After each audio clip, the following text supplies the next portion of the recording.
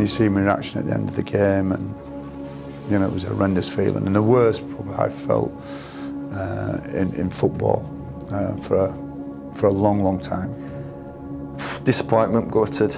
It's a massive blow. It's not a nice feeling to lose at that stage, especially when you know you've had the success in the playoffs before, and you know how good it is. You know the feeling it is to win. There's nothing worse. We knew we were 45 minutes away from another Cardiff playoff final. But life goes on. 2 days after the disappointment of the playoff defeat, the squad is back at the Gal Farm. A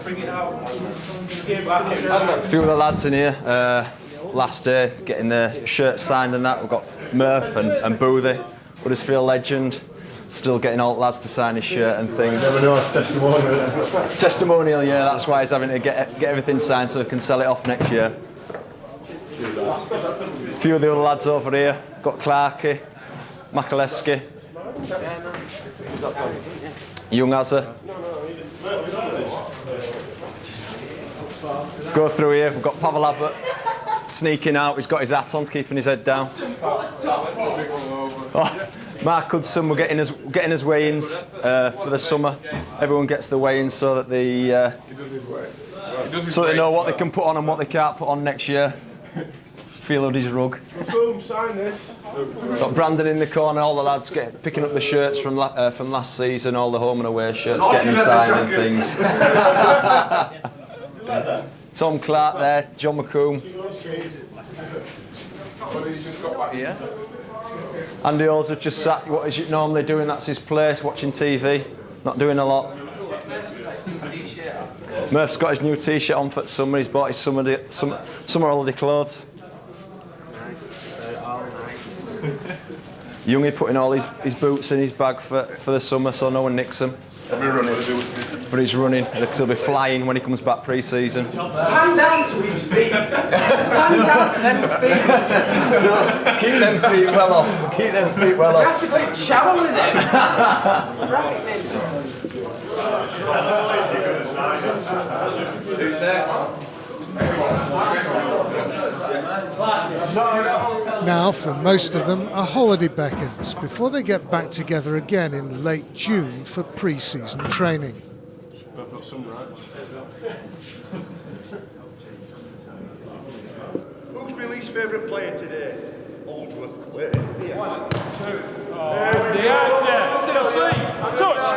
Back at the start of the season, there were 3 new faces. Stick your feet back up. Defender Martin McIntosh had arrived from Rotherham. Martin McIntosh will claim it. With so many young players in the side, you need the right sort of players in and around the dressing room with so many younger players. And as soon as I met Martin in my office, I knew I wanted to sign him because of his personality. I knew he had ability, but the main thing for me, because I didn't know Martin McIntosh, saw him play, but I didn't know him personally, was to get a feel how he was, and straight away when he's left his office, I made a decision to sign him.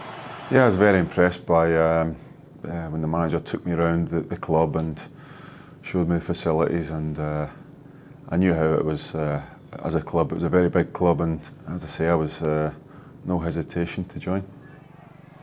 Midfielder Mark Hudson had been signed from Chesterfield. Uncertainty given away! 4-2! Mark Hudson, what a cracker! You know, Mark has played 10 games up at Middlesbrough, so he tells everybody. He tells he played 10 games at the highest level. And then he was probably at Chesterfield 2.5 years, and he was captain there, top man. And I met Mark and I seen him play, and I knew what a good player, you know, Mark could be. I just spoke to the gaffer, came up with my agent, and I decided when I came here this is where I wanted to play. I looked at the stadium, the facilities, and I'd heard from Chris Brandon and Martin Booty that great fan base, and I was proved right, really. And striker Gary Taylor-Fletcher, who scored against Town for Lincoln in the playoffs in 2004, had joined too. Believe this or not, I flew down working for Sky, and Lincoln were playing Southend end of last season. In the playoff final was me, Gary Johnson, the Yeovil manager. And obviously I was working for Sky, and I knew I was interested in Fletch, and I think Gary Johnson was as well, because he kept asking me, what do you think of Gary Taylor? Fletcher said, that's useless. But we were actually on the same flight as his mum and his mum's boyfriend, Jackie and Tommy. So I'd talked to them, and a week later Gary came down and signed for me. But Gary's been an exceptional signing, and I'm just glad I made that flight to Cardiff. I had the choice of a few clubs and that, and as I said, I knew about Town and that, and the facilities are absolutely fantastic. And I remember when we played against them for Lincoln in the playoffs, the atmosphere at the Gal Farm was absolutely magnificent, and I think that stuck in my mind a little bit as well, because obviously you want to play in front of big crowds and that, and that's what we've been getting here this season. So I didn't really have any doubt in my mind, and I knew that I wanted to come here. Added strength to each department, really. You know, attack, defence and midfield, which is always good, and it keeps people on their toes. He brought 3 good signings. Obviously, Art Fletcher's done brilliant this season. Mark Hudson and Martin McIntosh, which give us experience in the defence. I thought they were 3 very good signings, and I've got to admit, I didn't know a lot about Mark. I played against Tosh quite a few times, and I knew what he was like, and I knew Fletcher had scored some important goals, which he has done. So I'd say there were three great signings for us. The boys that have come in have been great. I mean, I've learnt a lot from Tosh. He's a big help. He's a defender like myself, and there's Hudson as well, who's brought some steel into the midfield, and Fletcher's brought the goals. Meanwhile, Danny Adams, on loan at the end of the previous season, had signed a permanent deal. He's very popular amongst the players, is Danny Adams, but he's a one-off character. Not a lot of footballers are like Danny Adams, but a real character amongst the team.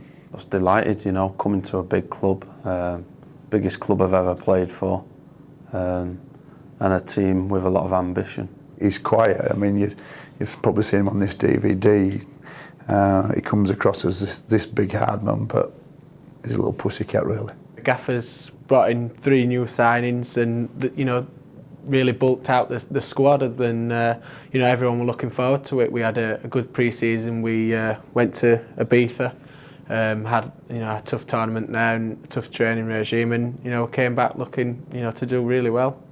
I was confident that we'd do well, because we ended the season on a real high. I think we won 8 and drew 1 of our last 9 games. But I thought it was important that we started the season well, but we had a really tough opening game against Notts Forest. We couldn't have had a more difficult game than we got, and we knew it would be a big challenge there. It didn't start well. Town went behind to a goal from Scott Doby in the stroke of half-time. Paul Rehobka made the save, but Doby knocked in the rebound. Town were back on level terms in the 64th minute. Danny Schofield upended as he danced his way through traffic.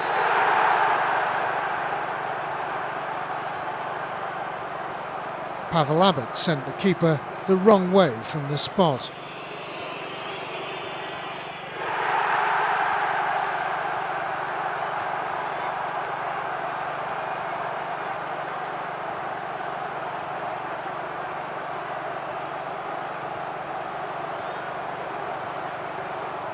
But despite an encouraging performance, Town were to return from the City Ground empty-handed. 3 minutes from time, Forest broke, and second half substitute David Johnson made the most of another fortunate rebound off Rehobka to make the final score 2-1.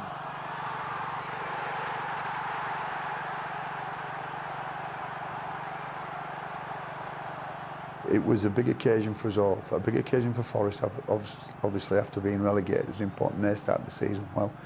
But we went in the game full of confidence, and after that game, because we had a stern test, I knew we'd have another good season because of the performance.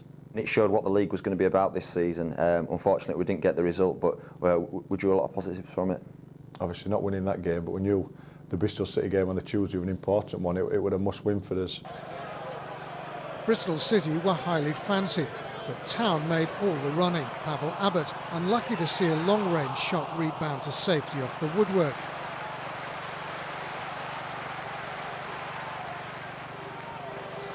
Seconds later, he might have done better when given space as the ball came back into the box.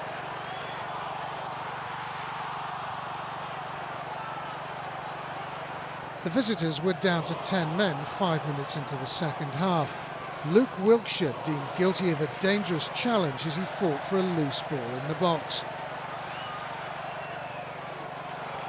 Enough for referee Mr. Hall to show him a second yellow card.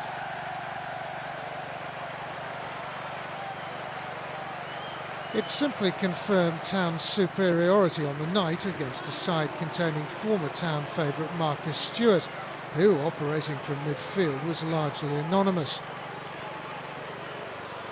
But frustration was mounting. After Andy Booth had gone close to breaking the deadlock, Abbott had another chance. This time he fired straight at the keeper.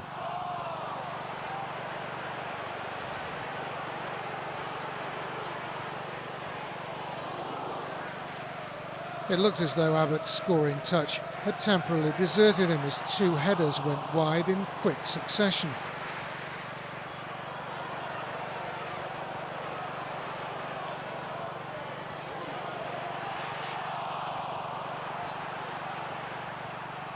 But then in the 87th minute, just as the 11,000 crowd was resigning itself to a goalless draw, Andy Holsworth delivered the perfect cross.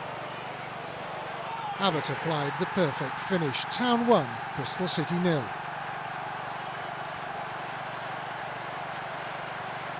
It was a bit of a special game as well. Marcus Stewart was back at the club for the first time, and you know, all the lads were delighted to put on a solid performance and get that 1-0 win. Really, it was a great night for us. We played some great football that night, and obviously we scored a late goal. Pat scored a late goal, which got us the 3 points, but that just set us off really.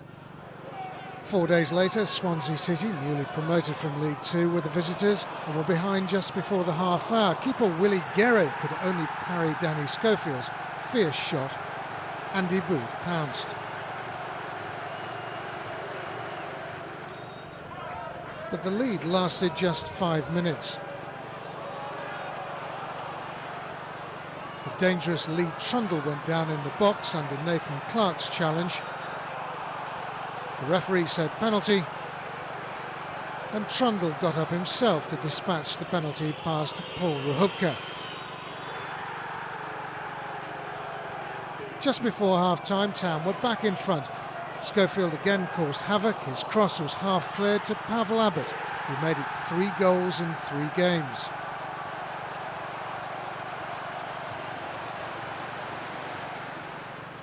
Town's task was made easier midway through the half when Swansea's Christian O'Leary was sent off. He'd been yellow carded in each of the Swans' opening 2 games. Referee Matt Messias had no hesitation in showing him a straight red for the use of an elbow in that challenge on John Worthington. The game was made completely safe in the 76th minute. Schofield's shot took a big deflection off his Zomo Eric Penn to wrong-foot Guerre. And worse was to come for Eric Penn. In stoppage time, he was sent off for dissent. Swansea down to 9 men and beaten 3-1.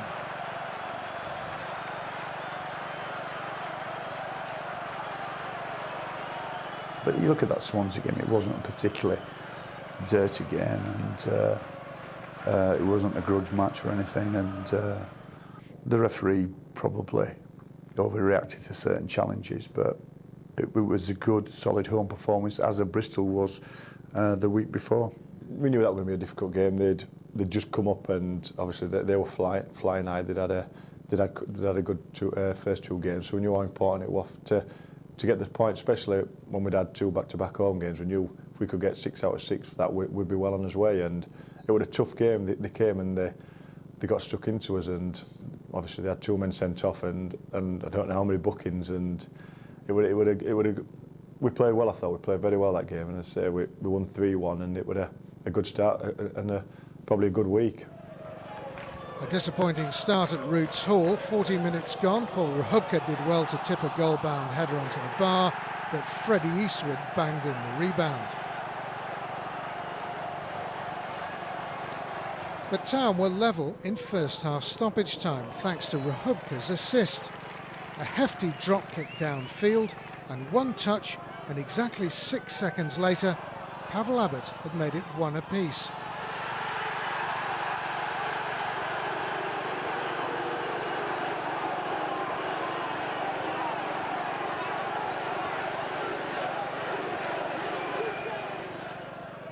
Seven minutes after the interval, Southend had a man sent off. Eastwood barged Andy Holsworth in the back and then raised his hands, leaving referee Mr. Mellin with little choice but to show red.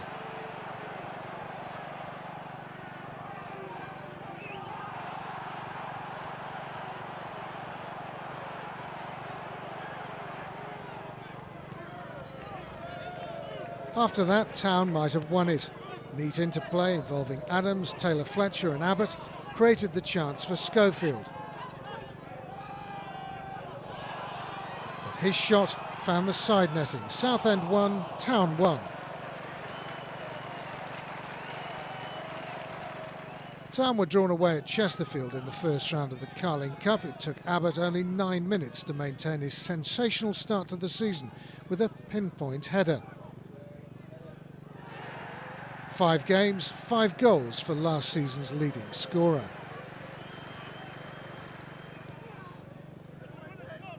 Chesterfield responded before half-time. Colin Larkin wriggled free on the byline. Derek Niven converted his cross.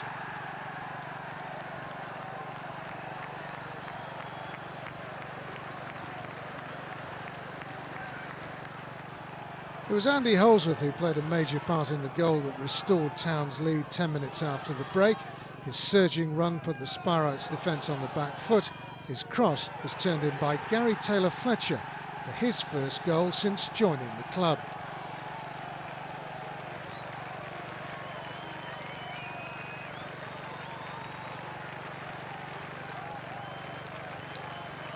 This time the lead lasted just 4 minutes. Ex-Town striker Wayne Allison played his part. His layoff finished by Kevin Hurst on loan from Sheffield United.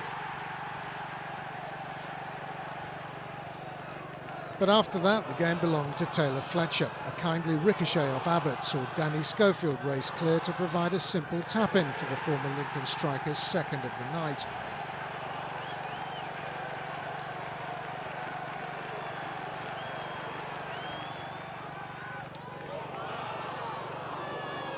And he completed his hat-trick in injury time.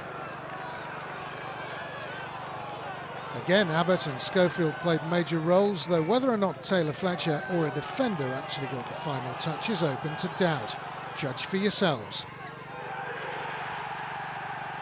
It's got a hat-trick so early on in me debut season was a great boost, and I think it showed the fans a little bit of what I could do. Luckily it got me a little bit of a run in the team, so that was quite a vital point in my season. So 2 goals in 5 minutes early in the second half won the points for Town against Hartlepool. Pavel Abbott, who else, made it 6 from 6 as he raced onto Andy Holsworth's accurate long ball.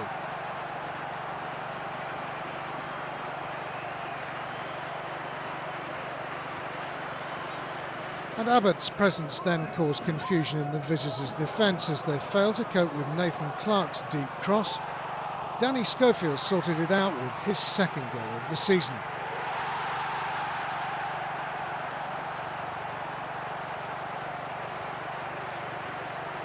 But Hartlepool came back after the break. Not the last time you'll hear that this season. And Adam Boyd reduced the deficit with one of the best strikes seen at the Gal Farm for some time.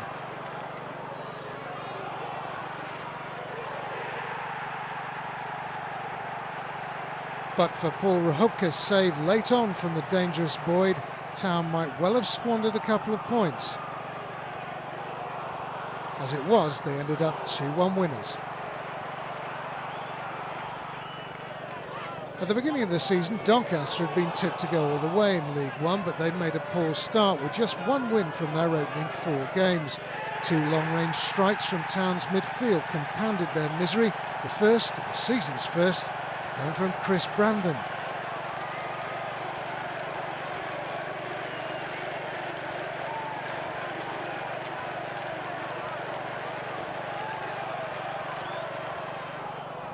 That was after just 2 minutes. The second goal came 5 minutes before half-time, a first-time strike from John Worthington. And that was his opening goal of the new campaign too. Delighted to get the winner at Doncaster. Doncaster is always a tricky place to go, and you know, difficult atmosphere and things like that. And you know, to come away with a win there was you know, well, probably one of the best away performances of the season. A second-half penalty threw Rovers a lifeline. Lewis Guy appeared to push Tom Clark before tumbling under Paul Rahubka's challenge. But the referee ignored the first offence and awarded the spot kick, which Michael Mackinday comfortably converted.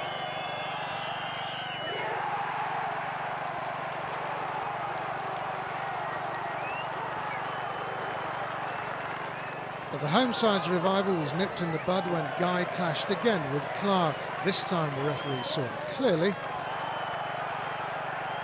and Guy became the fifth man to see red against Town in the first month of the season. That was a big performance because after that game we went top of the league the day after. I think I won Manager of the Month. But that was a big victory for us because Doncaster, we played okay at Doncaster, but we've never won at Doncaster. And Doncaster at home are a force to be reckoned with, huge pitch. They get the ball down, but we were 2-0 up early on and came home with a wonderful 3 points. And when you sat on the coach and you hear the tables on the radio that Huddersfield have gone top, it was a big boost for everybody.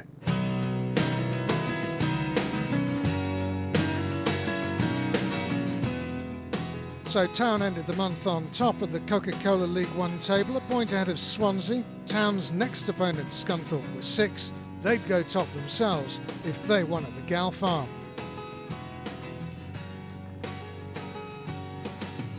What went wrong against Scunthorpe? We don't talk about that. The curse of the Manager of the Month, that's what I blame it on. But that game against Scunthorpe, we didn't play particularly bad. You know, we got punished for 3 defensive mistakes, but we didn't play. Probably possession-wise, we probably had 70% of possession against Scunthorpe. If you ever watched that game, which I've done on numerous occasions, we had quite a lot of possession, but just give stupid goals away. As a tendency, it happened more or less all season. We didn't keep enough clean sheets, but particularly that night against Scunthorpe, we'd gone top of the league, had won Manager of the Month. Scunthorpe coming here, a side that we should be, and we got turned over. A Peter Beagrie penalty and a breakaway goal from Andy Keogh gave Scunthorpe a 2-0 half-time lead.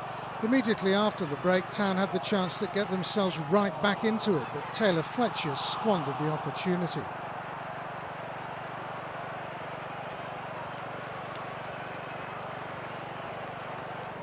Hopes were raised though when Chris Brandon earned a penalty midway through the second half.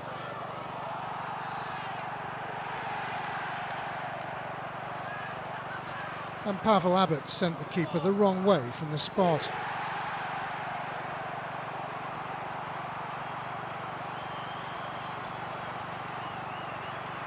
But as Town piled forward looking for the equaliser, they were caught twice in the closing stages. Cleveland Taylor's shot rebounded off the woodwork for Matthew Sparrow to head Scunthorpe's third.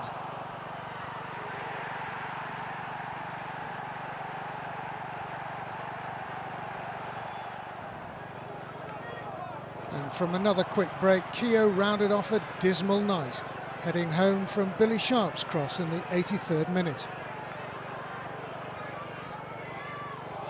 In contrast, the manager agreed that on the night, Town had lacked a killer punch in and around the box. I think we did have a tendency to do that we try to score the perfect goal, if there's any such thing as a perfect goal. But we emphasise in training, if you're getting these sort of areas, you know, you must take a chance and try and create something, a deflection, a goalkeeper mistake. But we weren't really punishing sides for the amount of possession that we had. The previous season, Town had made a habit of bouncing back after a defeat, and the trend continued at Oldham. Neat play involving Abbott and Worthington gave a simple tap-in for Danny Schofield after 27 minutes. Played really well played really well over at Oldham, a side that signed a lot of players pre-season, a side that were fancied. And the sign of a good side after a bad result, they get a good performance and a good result, and we certainly did that over at Oldham. That's the character of the lads and the squad we've got here with the manager and Taff and things like that. That's what they install in us. And you know, I don't think all season we haven't had back-to-back defeats. We've always come back and come back with a good result following a disappointment. Town never looked back, especially when Oldham were reduced to 10 men. Former Rotherham man Paul Warne sent off on the half hour for swinging his arm as he jumped with Andy Holsworth.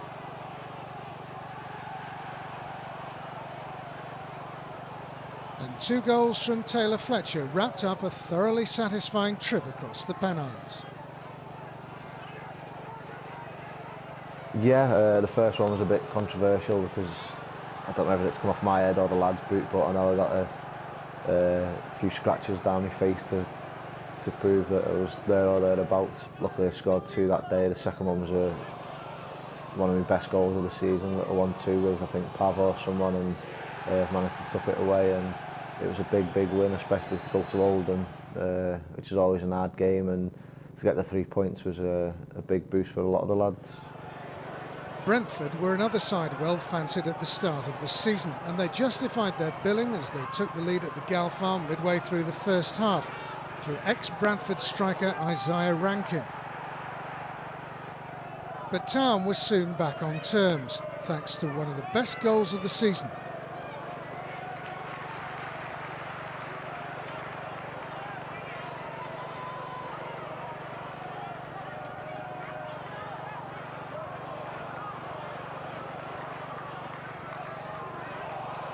It was a 1-2 with Danny Schofield and managed to lift it over the keeper, you know. I think it clipped the bar and just went in. So I was really happy with that goal. It probably was my best goal of the season. It was number 8 so far for Pavel Abbott. But the second half started disastrously, almost straight from the kickoff. Brentford were ahead again, a simple tap-in for DJ Campbell.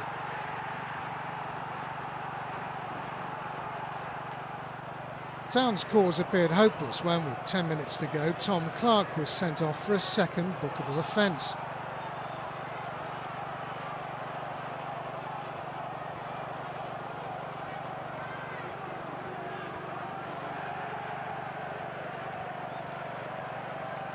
But 5 minutes later there was a glimmer of hope when, racing onto a through ball, Abbott went down under a double challenge. Referee Eddie Ilderton selected a disbelieving Andy Frampton as the prime suspect.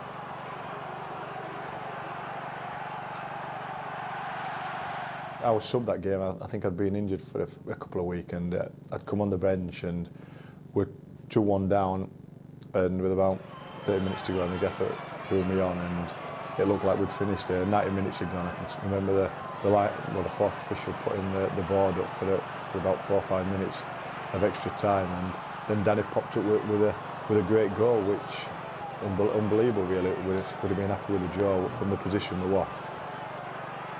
Yes, the fourth official had put his board up showing the length of stoppage time when Booth diverted Danny Adams' cross into Schofield's path.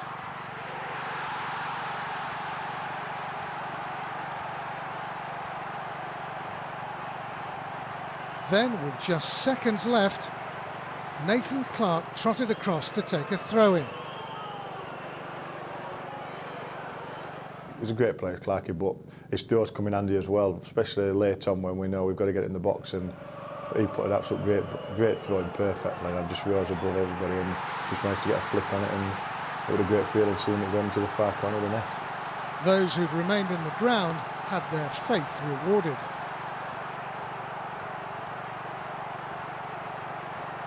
There are a lot sort of walking out, and you know that's the thing with us. You know you're never quite sure whether we're going to go right to the end and nick one. You know we're always capable, and like you say, if there's a chance for me to throw it in, I will do, and it shows there we nick a winner. You could see it from the camera angle. It was in from the moment it left your head. The keeper could do absolutely nothing about it. Yeah, it's one of them. Sometimes you've headed it and you know exactly it's in, as you say, as soon as it's left my head, I could see there were no way keeper were going to get it, and there were no men on the line, so it would always in. But yeah, it was a great moment in this season. 2-1 down in extra time, and to score in extra time, and eventually go on and score the winner. You know, not many teams would have done that. And you know, when you play Brentford, you're in for a physical battle, a strong battle, and we knew we had to be strong against them. But to come back, not many teams come back against Brentford, let alone in the last 3 minutes of injury time. Please welcome Huddersfield Town and Blackburn Rovers. Next up, a trip to Premiership Blackburn in the second round of the Carling Cup.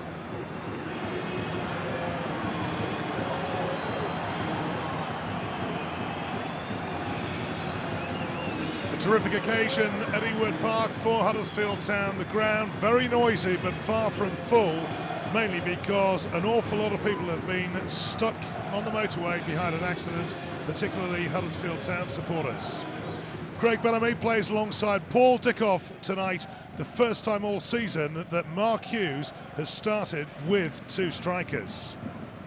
Savage out to the right-hand side and back into the middle. This is David Bentley, summer signing from Arsenal, can play left or right or down the middle. Good ball through the middle, and Town trying to get it away, and there's a foul by Dickoff, and as ever the combative Scottish striker argues the points.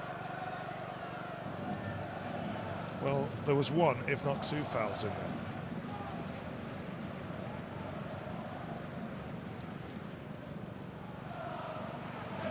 Huddersfield taking the game to Blackburn in these early stages. Some crunching challenges going in as well, most of which have been unpunished so far. Savage. Short one for Tugai. This is Michael Gray. And good patient build-up by Blackburn Rovers. And a lovely little ball through for Craig Bellamy. Here's a chance for Blackburn, and that's 1-0 to Blackburn Rovers. And Craig Bellamy opens his account following his move from Newcastle United. Craig Bellamy for Blackburn Rovers. Blackburn Rovers 1, Huddersfield Town 0, and it's only taken Blackburn 11 minutes to open the scoring. Well, it's an awkward throw for Blackburn to deal with it, but deal with it they have initially, first time at least, and that looks like handball. It is handball as well. It's handball by David Bentley. Now, what can Town conjure up from the free kick? So, Danny Schofield was in there together with Cars, and the hand up from Bentley, clear handball. Referee no doubt at all. Everybody practically back for Blackburn Rovers. Pavel Abbott thinking about it, Cars thinking about it as well. And it's struck, and it's a good save from Brad Friedel. Pavel Abbott very, very close to an equaliser for Huddersfield Town. Super strike from the Polish under-21 international.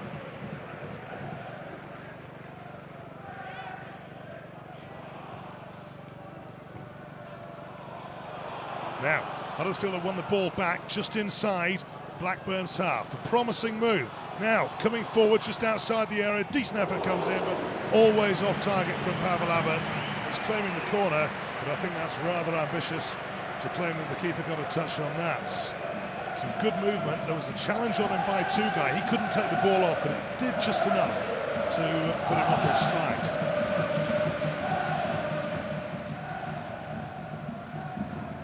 Over 4,000 Huddersfield fans in Ewood Park tonight. Superb away support. Many of them, though, arrived late, and quite a few missed the opening goal of the game. Came from Craig Bellamy after 11 minutes.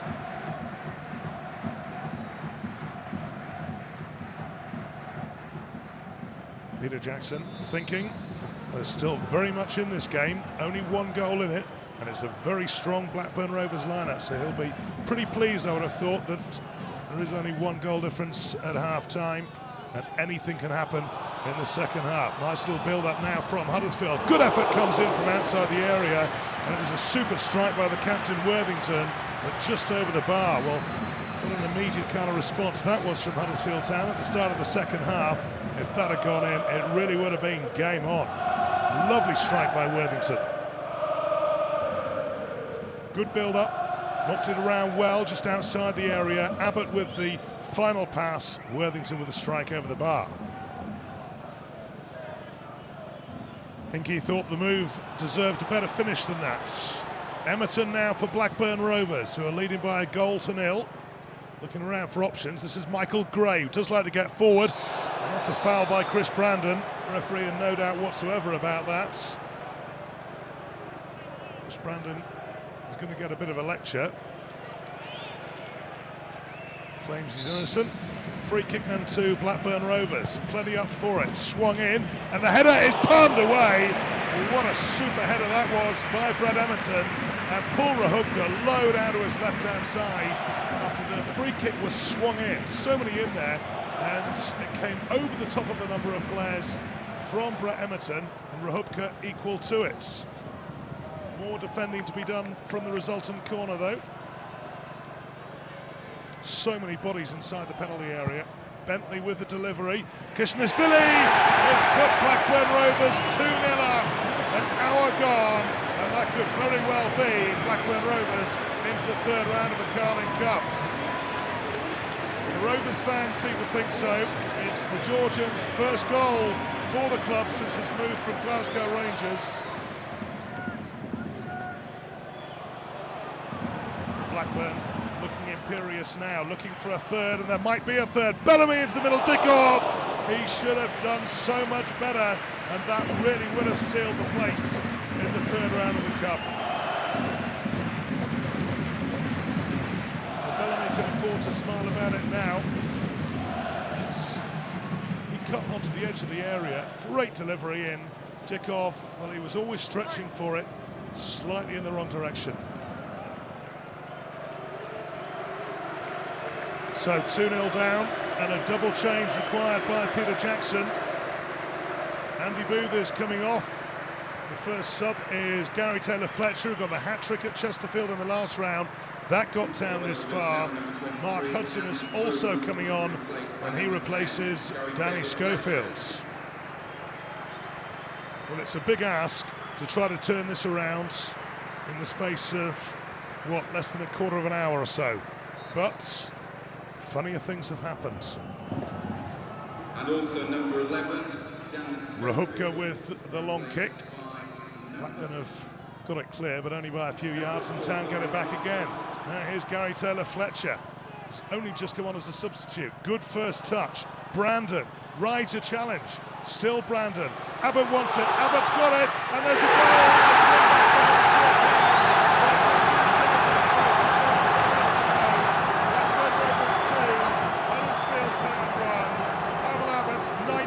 Season, and the Town fans, maybe, just maybe, they sense they could be in for a long night. They need one more goal to force extra time. The double substitution has paid immediate dividends. Abbott, cool as you like, 8 yards out, angled finish past Brad Friedel, and that has given Huddersfield Town and the 4,000 fans here terrific hope.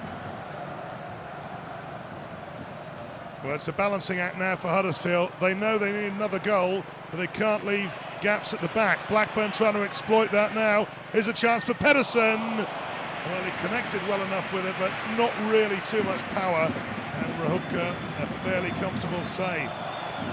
Pedersen had started that move, tried to finish it as well. First time strike, and Rahubka equal to it. Town looking for the equaliser. Cars with a strike, and it's well wide of the right-hand uprights.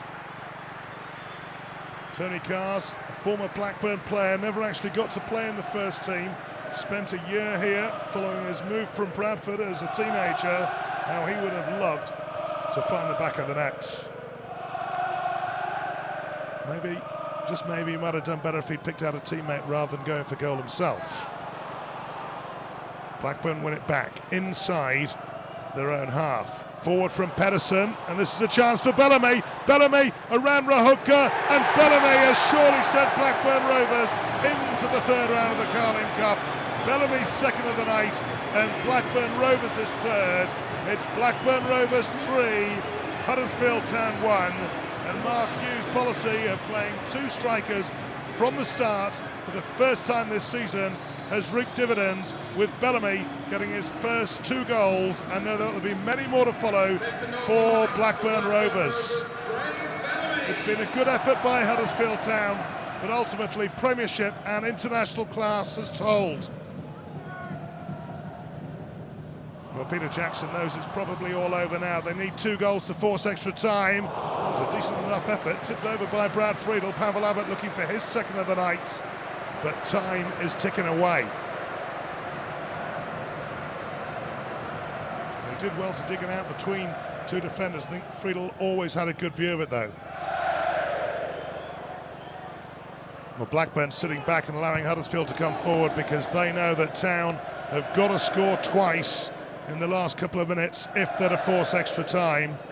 The Ole's coming from the Huddersfield supporters. It's hit forward again and should be fairly comfortable for Blackburn to clear. Well, McQuain thought he'd got it clear, and it is going to be a goal kick. Well, 15 years ago, Blackburn Rovers knocked Huddersfield out of the League Cup at this same stage, in the days when it was 2-legged, and it looks like history is repeating itself. Back in those days, Peter Jackson was playing for Town rather than managing them. Well, this Blackburn goal kick could very well signal the final whistle, and indeed it does, and Blackburn Rovers are through to the 3rd round of the Carling Cup. 2 goals from Craig Bellamy, and after going 6.5 hours in the Premiership without scoring, they've scored 3 goals in 1 evening. Yeah, that was another high point of the season for me.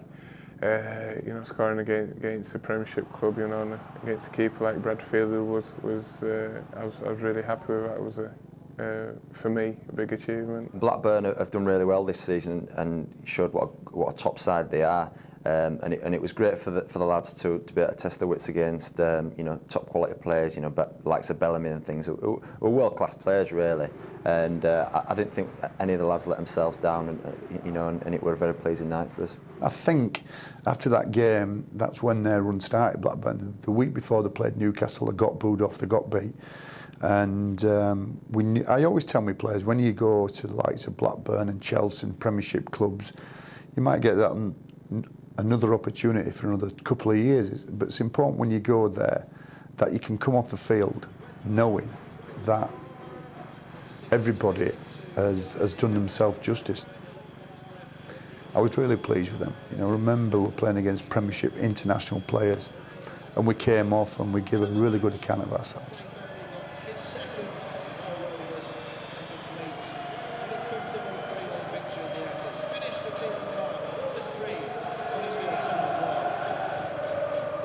The following Saturday, Town swapped the glamour of Ewood Park for the more Spartan surroundings of Leeds Road. Early on, they rode their luck, as Rahubka and the woodwork both came to the rescue.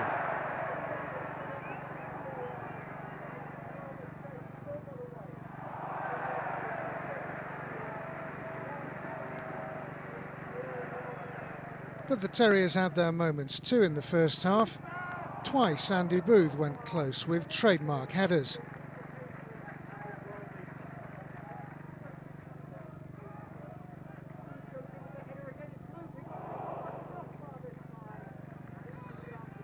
But it was Colchester who broke the deadlock. Cameroonian defender George Elakobi first for the knock-on from a 49th minute corner. But Town returned from Essex with a point. Tony Carr's driving run and astute pass saw Taylor Fletcher beat the offside trap and squeeze the equaliser over the line. Just one apiece.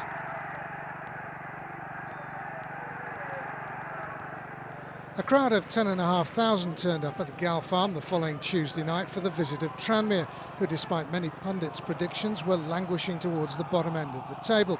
Town had an early chance when the linesman, somewhat harshly, ruled that Rovers' Jamaican international defender Ian Goodison had handled. But keeper John Achterberg dived the right way to save Abbott's penalty.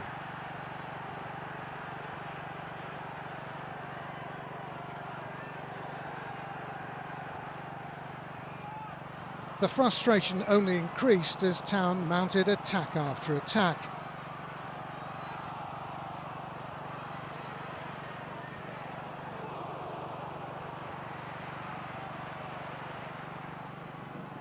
again and again they've failed to make the breakthrough.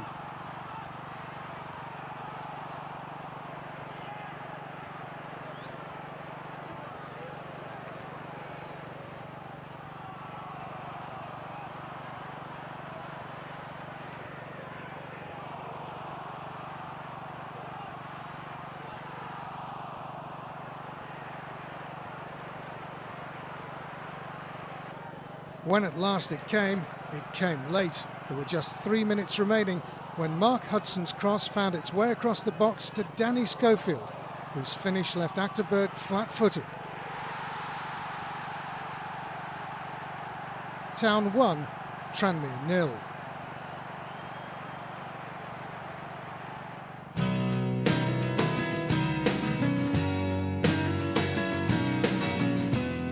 At the end of September, with just under a quarter of the season gone, the table was beginning to take shape. Town were third, but level on points with the top two, Swansea, and surprise packages Southend. We managed to get a valuable point down at Colchester, and we came here, we were 2-0 up against Bournemouth. Yes, it was all going so well as Danny Schofield killed in one of the goals of the season in the 13th minute.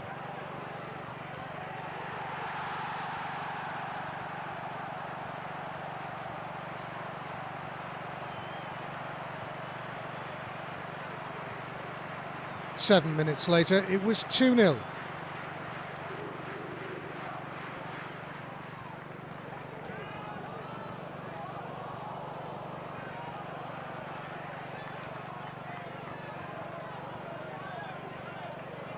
Pavel Abbott's header bounced invitingly off a defender to give Gary Taylor-Fletcher a free header.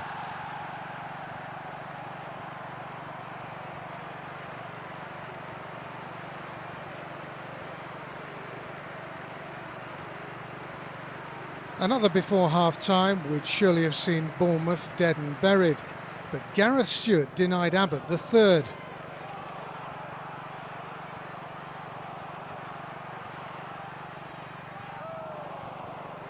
And after the break, it began to go wrong. Ironically, both the visitors' goals came immediately after good chances at the other end. When Schofield was denied his second of the match by Stewart, Bournemouth played their way out of trouble.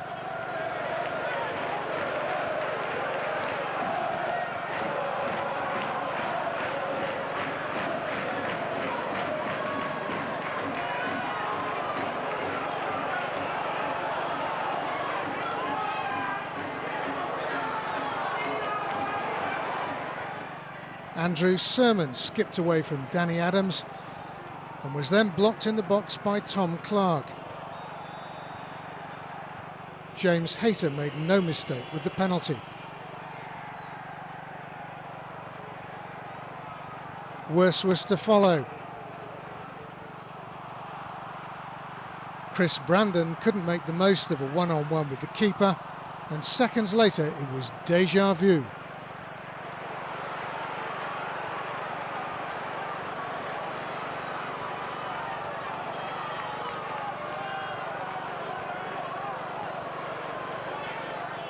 We give Hayter far too much room, a player that was interested in signing. We give him far too much room and it cost us dear in the end. Yet another game where we played well, we looked in control and we threw it away and two valuable points dropped. Late on, Pavel Abbott had another chance, again denied by Stewart. Next up, the West Yorkshire derby at Valley Parade.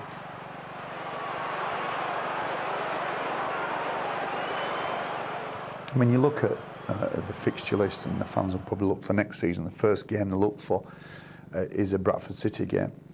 And you look last season, we had two poor defeats against Bradford here at the Gel Farm and over at Bradford. So we had to get one back really for the fans. And there was no bigger incentive than in front of the live cameras. And we put a really strong performance on. Well, having lost home and away to Bradford last season, this is the one that the fans really want to see 3 points from which will also maintain a healthy distance between the two clubs. And Huddersfield are starting very promisingly. Booth into the middle.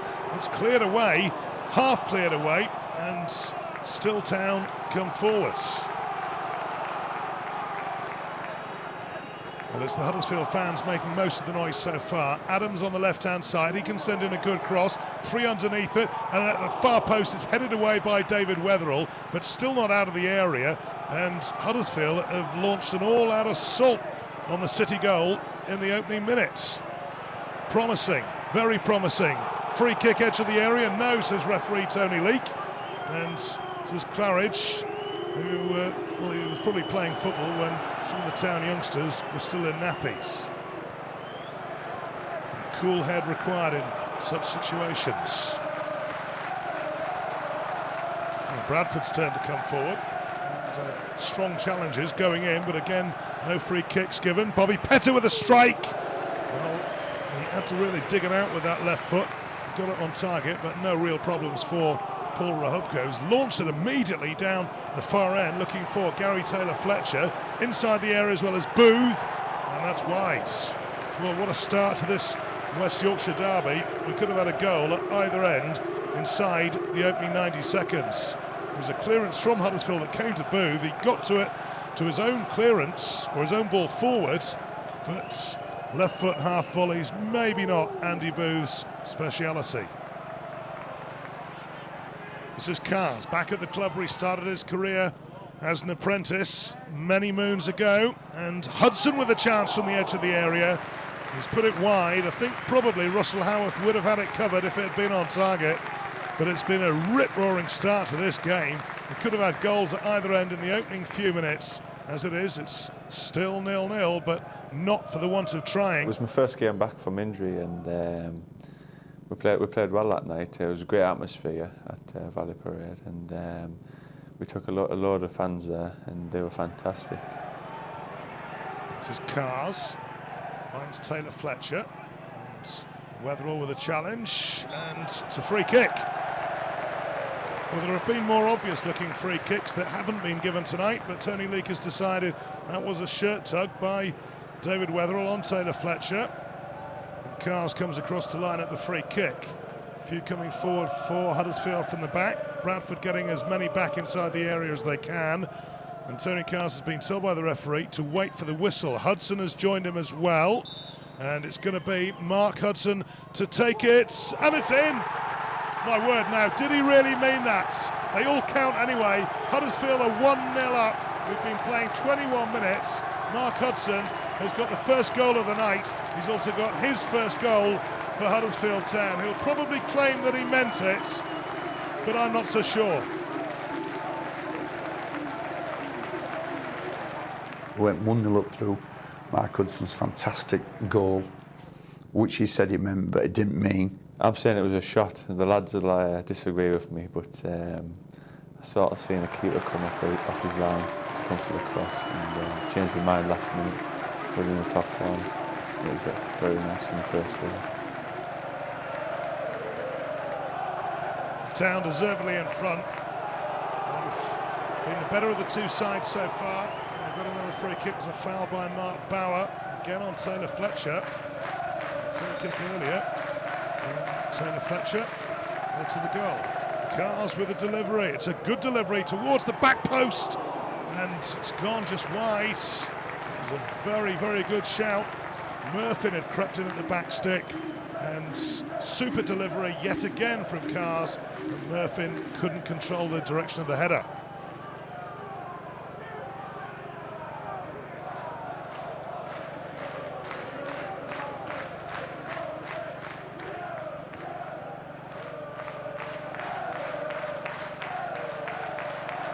Howarth with the long ball forward, and that's a free kick to Bradford.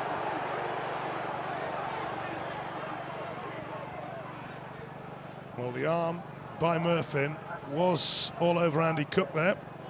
Bobby Petter scored in Bradford's last game with his left foot. So he replicates the goal from Mark Hudson to cancel it out and make it 1-1. He says anything Mark Hudson can do, I can do as well. Although I think Bobby Petter most definitely meant that one to equalise and send the Bradford fans into raptures. Bradford City 1, Huddersfield Town 1. 10 minutes to go to half-time. A peach of a free kick, and Rahubka, well, maybe he was a little bit late in getting off to try to get to it, but it was a super strike by the former Celtic man. 1-1.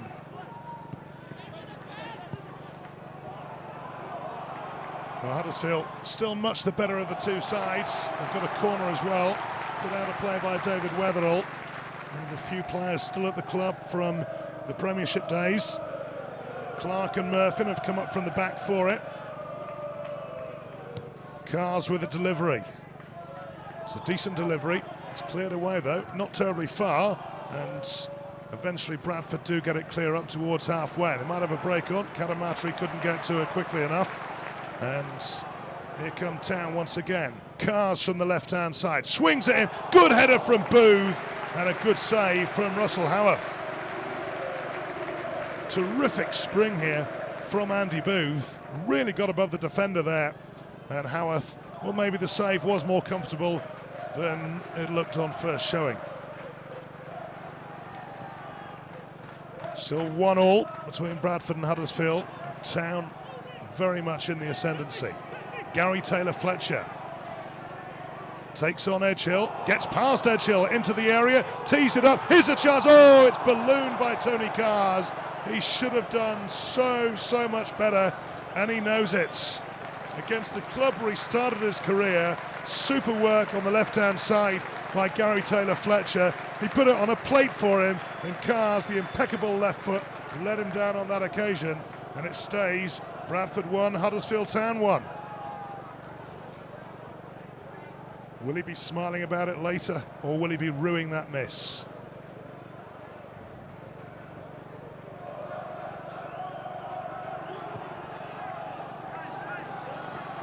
Well, Bradford have been very much second best for most of this game. Huddersfield have been like the home side. Here's a chance for a winner. Oh, what a chance it was for Pavel Abbots. He's not been on all that long, having replaced Gary Taylor-Fletcher.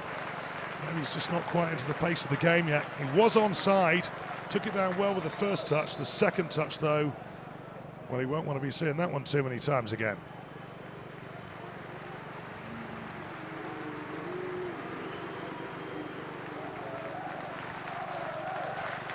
Cars with a free kick. It's another good delivery. And overhead kick from Clark, and it's in! And I think Andy Booth has got the faintest of touches on it. Nobody is celebrating with Nathan Clark. He thinks it's his goal. Howarth is beaten. Town are in front. And if you see the replay closely, Andy Booth has got the faintest of touches to steer it past Russell Howarth. And that is Andy Booth's 99th league goal for Huddersfield Town. It's Bradford City 1, Huddersfield Town 2. Town deservedly in front, and they've got 11 minutes to go. I can remember Clark doing an overhead kick, and he'd got a great volley on it really, and I just had to guide it into the corner. Just with me head, it was just a nice little flick. And I can remember Clark getting up and celebrating, thinking it was his goal, and realising nobody were going to him. Boothie tells me that you thought you'd scored. What proved to be the winner? I thought I did, to be fair. I ended up on the deck with my back towards the goal. I just remember feeling as though I had a good contact on it, and everyone sort of went running after Boothie, and I was left on my own sort of thing, thinking, well, I'm sure I've just scored. But whoever got it were just a great feeling again. And for it to be on Sky, we're good.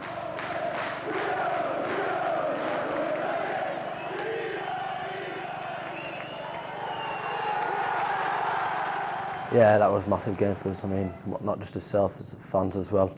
I mean, there's a lot of, should we say, pride what goes into them games, coming up for the youth teams and things like that. And live on Sky made it even better when we beat them.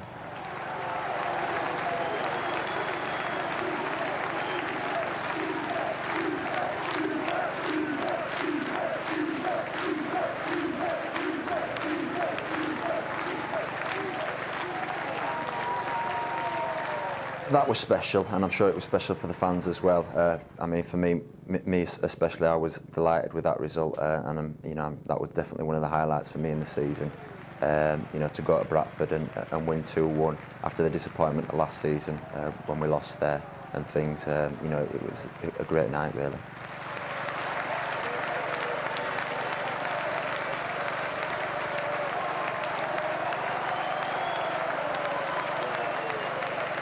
Probably looking back, that one of the best we've played all season, and to come away from Valley Parade with 3 points is well, that's what every Huddersfield Town fan wants. 3 more against Walsall would be nice too. John Worthington came close to opening the scoring with a shot against the post early on.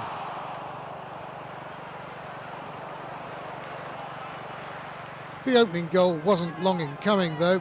There were only 14 minutes on the clock when Pavel Abbott latched onto David Murphin's high and hopeful clearance. A clever flick laid it on the plate for Andy Booth. And if anyone didn't know it was Booth's 100th league goal for Town, take a look at Mark Hudson's stomach.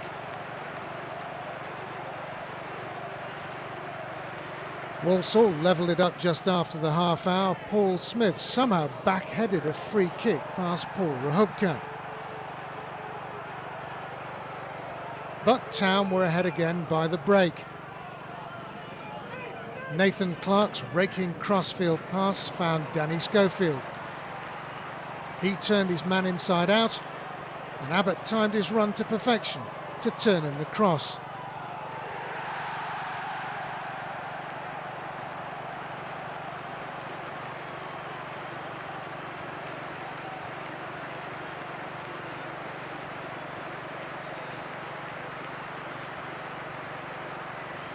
Although Booth was denied his 101st league goal by the woodwork after the break, there was to be no way back for Walsall.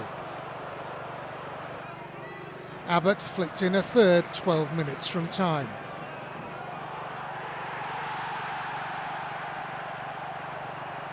It finished Town 3, Walsall 1.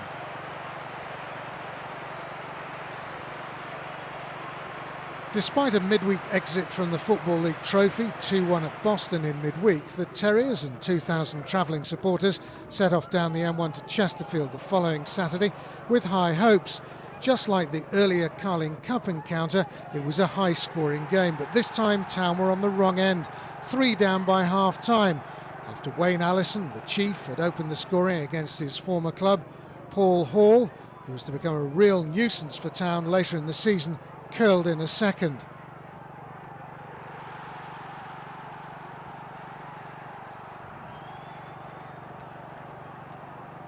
And it went from bad to worse for Town's ex-Spyrites Chris Brandon and Mark Hudson when Colin Larkin made the most of defensive hesitancy in first half stoppage time.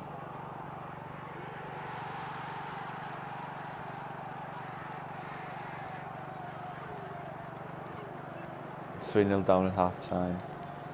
Their fans shouting Hudson what to score. Wasn't a very nice feeling. We were determined to come out second half and maybe get something out of the game. And they had an early chance when Murphin was upended in the box. But Pavel Abbott saw his penalty saved.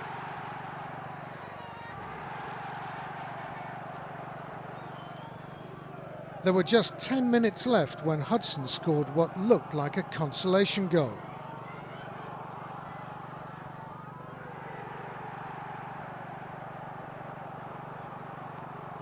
My goal, I couldn't really celebrate. We were 3-0 down at the time.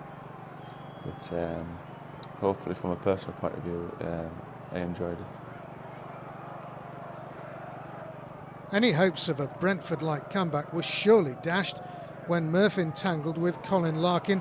Under minimal contact, down went the former Mansfield striker. The referee pointed to the spot, and Shane Nicholson showed Abbott how it should be done.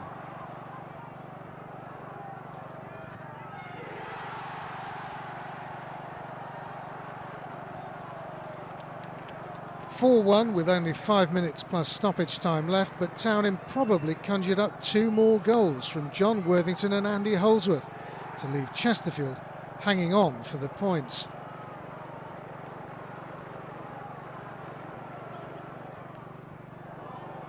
I can remember it being last 9 minutes, and we were losing. I collected the ball and I've played it into Fletcher, I think it was, and he's played a 1-2 over the defence. The keeper's come out, took a touch and just put it in the net. We still had a chance to get something out of the game after that, but we didn't, and that's what's been happening during the season away from home. We've been conceding too many goals and we just haven't really put a fight on there. Before the next home game against Swindon, recognition for Andy Booth's 100th league goal in his 2 spells for Town. A memorable moment for a Huddersfield legend. But the game itself was far from memorable. Swindon took a 40th minute lead with a penalty given for handball against Nathan Clark. As always, the protests fell on deaf ears. Andy D'Urso waved them away. And although Rabs dived the right way, Andy Gurney's spot kick was unstoppable.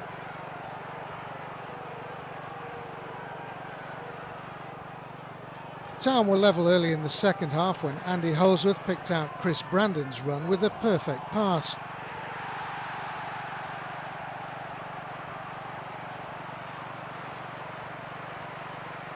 And after that, the Terriers really should have gone on to take all 3 points in some comfort against a Swindon side rooted to the foot of the table. But a combination of wasteful finishing and last-ditch defending kept them out.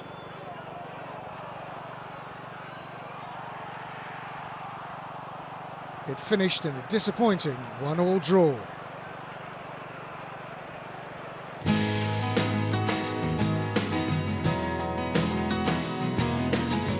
Had Town won, they would have gone second behind Southend on goal difference, but the draw left them third as they took a break from league duties to take on non-league Welling United from the Nationwide Conference South in the FA Cup. It was a no-win situation. We knew we had to be professional, and if we were professional, then we should have had no problems. But it doesn't always go that way. And they started first 15 minutes. They started well. Unfortunately, we settled down, started playing some good stuff, and we got the goal. We got the early, well, after about half an hour, we got the goal, which just settled us down, and then went in 1-0. And then second half, we got the goal, second goal quickly, and then it was game over really. But potentially, it could have been a difficult tie for us. Boothie had scored the opening goal himself in the first half, and when Chris Brandon was brought down, Danny Schofield handed the job with Pavel Abbott on the bench, dispatched the penalty in some style. Boothie's second started with Paul Rahubka's long clearance. One sweet left-footed volley later, it was in the back of the net.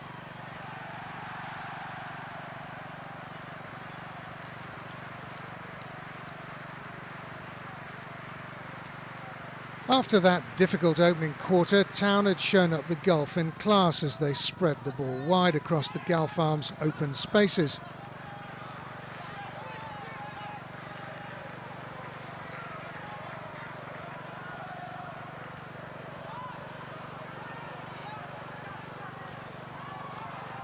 And although Abbott, a 58th minute substitute, was denied by the Welling keeper, Andy Holsworth wasn't.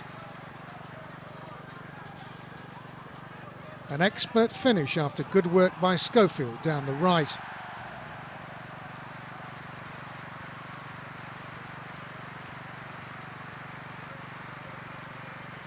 Welling did have a consolation goal to savour on the trip back to South London. Chris Moore's header making the final score. Town 4, Welling 1.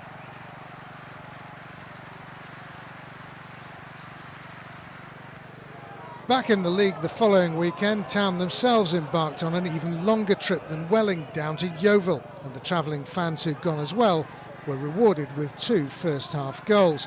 Andy Booth stretched out a long leg for the first, much to the delight of the 706 fans who'd made the journey down the M6 and M5. Just before the break, Mark Hudson added the second, his third in 5 games, applying the final touch after a bout of pinball in the box.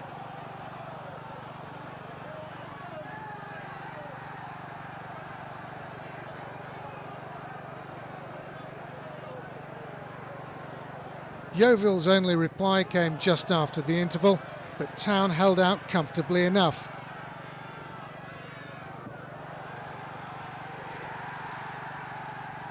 And apart from one disappointment, it had been a profitable trip down to the West Country. We played pretty well down there, and I've scored the winner, and I've got sent off with about 30 seconds to go for my second yellow card, and I couldn't believe it. First sending off of my career, and I missed the Bradford game at home.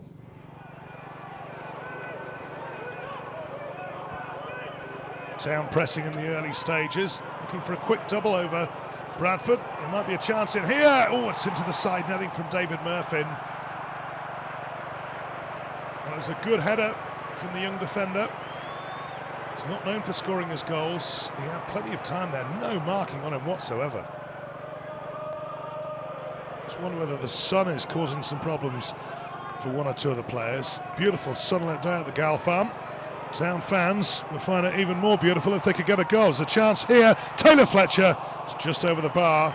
Never a problem for Bradford's giant goalkeeper, Donovan Ricketts. Nice dinked-in ball from Danny Schofield. Taylor Fletcher met it well enough, but never on target.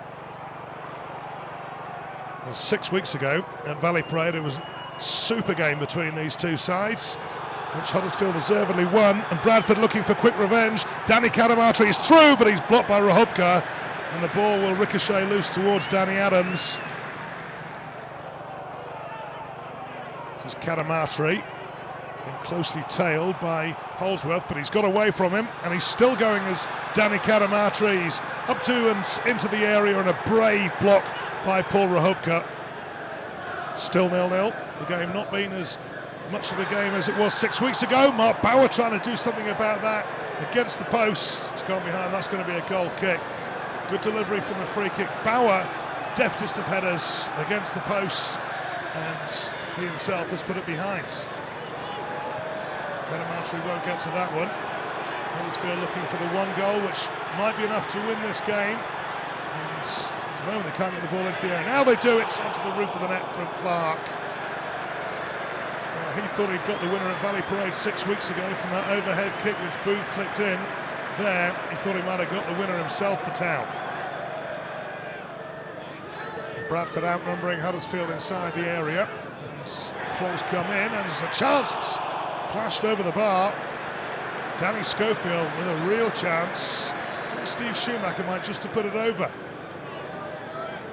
Cars with the corner. Booth with a header. It's over the bar. Well, if the Bradford goal was a foot higher and a foot wider, Huddersfield would be 3-0 up by now. Cars with the free kick. Booth the target. Over the bar again.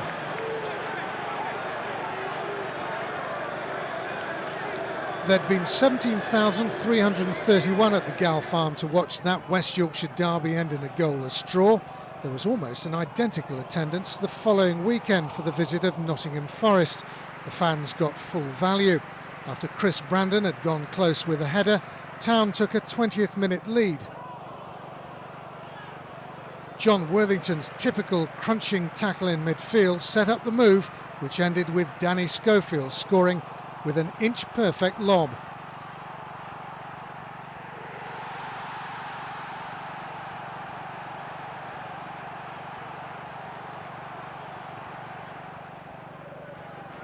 Five minutes later, 2-0.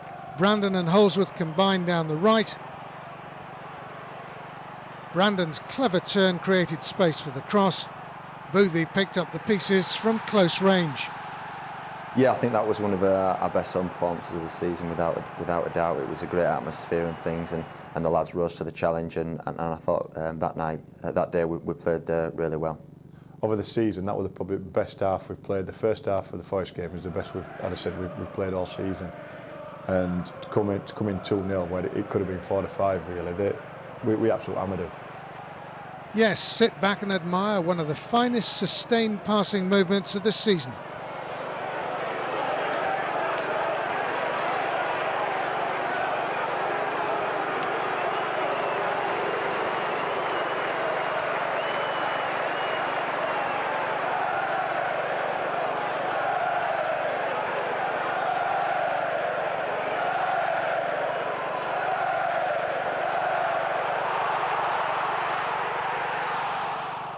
if only Schofield's shot had been an inch or two to the right. Forest, who'd started with 5 at the back, threw caution to the wind and brought on former Sheffield United striker Jack Lester, who might have been sent off within seconds of his arrival for a nasty challenge on Phil Senior. A yellow card deemed sufficient for the moment. And then second half, we knew at half time, all we had to do was keep it tight for the first 10 minutes and they'd have gone. But as you know, it worked like that, and obviously they scored after 10 seconds. 16 seconds actually, Boothie, but you get the message.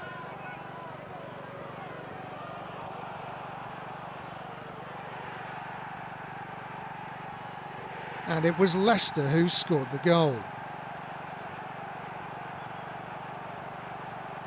On the hour mark, another significant turning point. Former Rotherham defender Ian Breckin grabbed Gary Taylor-Fletcher as he threatened to burst clear and was shown an immediate red card.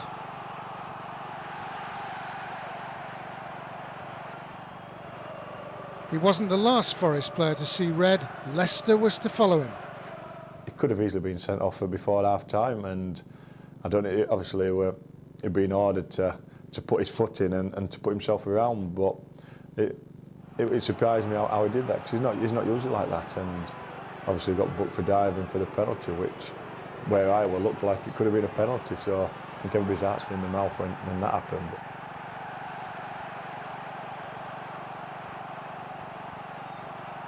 speaking to the lads afterwards, I think it was Andy actually who he said he did touch him, so the poor lad got booked for diving when Andy's owned up touching him, so we had a little bit of luck that day. Mind you, so did Forest, as somehow they prevented Town from adding the third goal their overall performance deserved.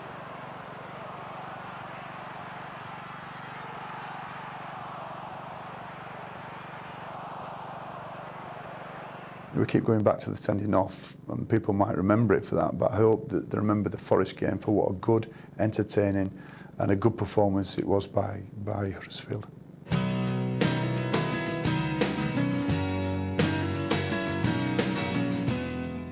Since the win at Yeovil, Town had remained second in the table. Colchester were the team to watch. 5 wins in November propelled them up into 5th place and into the playoff places for the first time. Once again, though, at the start of December, thoughts turned to the FA Cup and a trip to Conference North side Worcester City. They haven't turned up at Worcester City, Huddersfield winning 3-0 and cruising the next round. They turned up to witness a cup shot. When you know you're live on telly, they know they're looking for an upset. That's what they want. And we knew how difficult it was going to be at the Worcester game.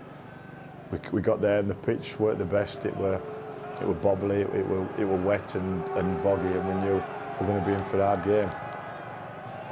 They didn't get much help from the referee either. Less than 5 minutes gone, Andy Booth wins a free kick on the edge of the box, but Danny Schofield is booked for taking it too quickly.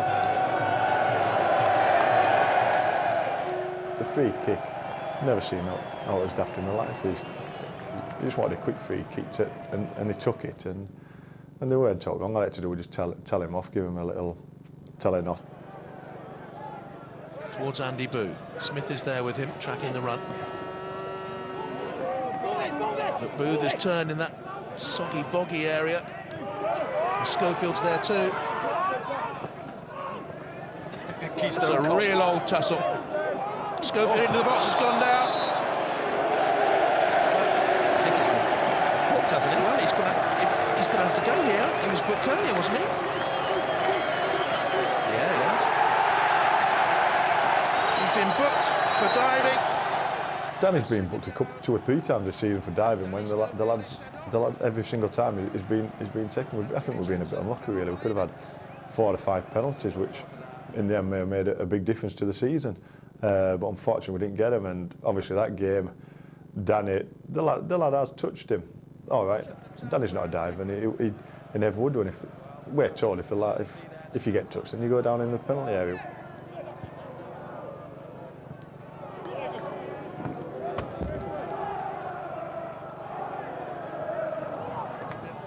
This is Brandon, and that's a great strike.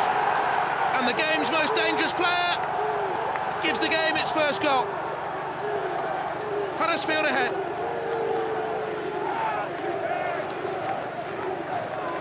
That's Huddersfield's fans' chance to chant now. But look at this, he's on it like a flash. Lovely little touch on it in the box. Just hits it quickly. I think he catches the keeper out, comes between a couple of players. And he's just free on the edge of the box. You can see him, number 7. Lovely little turn here and touch. Owlstep pulls out the way. Abbott pulls his foot out the way, quite rightly as well. And there you go. First real effort of the second half. It's in the back of the net. 1-0 to the away team. And I think they'll feel that justice has been done from that sending off. And Brandon has the last touch. And it's Chris Brandon who got the goal that takes Peter Jackson's side through to a lucrative third-round tie. Brandon, a moment of genuine quality after 62 minutes. The Worcester fans have had a fine day, but Andy Priest's romantic cup run comes to an end. The player-manager of Worcester City and his team couldn't quite do enough. And it's Huddersfield Town, who are doing so well in League One at this moment in time, who go through, and they'll take their place in the third-round draw coming up in just a few moments' time. Number 10, Peter, is Chelsea, as you well know, at home. Number 61. To number 61, and that is Huddersfield Town. A bit of shock at first. If you see me in a reaction on Match of the Day, it was a bit of a shock at first, not realise that, you know, what we'd drawn against. You know, everybody wanted Chelsea. You know, the players wanted Chelsea. My wife Alison wanted Chelsea. I don't know why. And I was just in a little bit of state of shock, really. I always remember going, because we were filming in the tunnel area down there, the BBC, and I walked down the tunnel, and it's only a small tunnel at Cheltenham, and some of the players were coming in, and I told them we drew Cheltenham away in the FA Cup. Then they come down, and everybody started screaming in the dressing room, so it was worthwhile exercise to go to Worcester. Still, the draw had raised one big question mark. Are you worried at all that this might deflect a bit of attention away from the league? Well, obviously we've got a game. We've got a game tomorrow down at Milton Keynes Dons, and that's the most important thing. Obviously, there's a lot of hype about the game today with the draw being made yesterday. But if we perform like we can do, we win at Milton Keynes Dons. There's a bit of pressure on you here as well, isn't there? No pressure on me. No pressure on me. No pressure on me. We've got 18,000 fans paying for your blood every week. That's pressure, not a group of players like I've got. I remember people saying it's not going to affect our league form. But league form took a real nosedive. In retrospect, do you think it did affect? Do you think it did have an effect? People have asked me that question, and you know, I knew we'd had a really good run, and but I knew we would have a dip in form. But it probably coincided after the Worcester game that we drew Chelsea, and people saying the mind was on the Chelsea. That mind wasn't on the Chelsea game. It was Chelsea game was about 4 or 5 weeks ago. From the Worcester game, it was quite a long. That was early December. The draw was in the first week in January. The tie, sorry. So people have said that to me. And the players, my mind wasn't on it, and the players want. But it coincided when I said at the start of the season there will be times when we have a dip. But when we have a dip, it's important how we respond. Like you look after the Scunthorpe game when Oldham and won, and we couldn't in that month turn it around and manage back-to-back victories. The distractions were undeniable and immediate.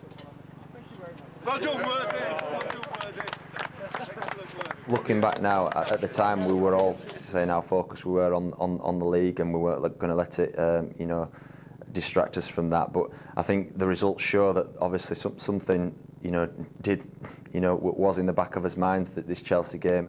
I don't know, because I think after that draw, I think for the next 5 games, I think we had quite a few games in between, and I don't think anyone was looking to the Chelsea game because it was so long away. It was a good month and a month away. We were professional about how we went a bit about our business, but it's a big game, Chelsea away, and I think one eye was on that. You go through a season, you're going to go for a bad patch in the season, and it just coincided with that.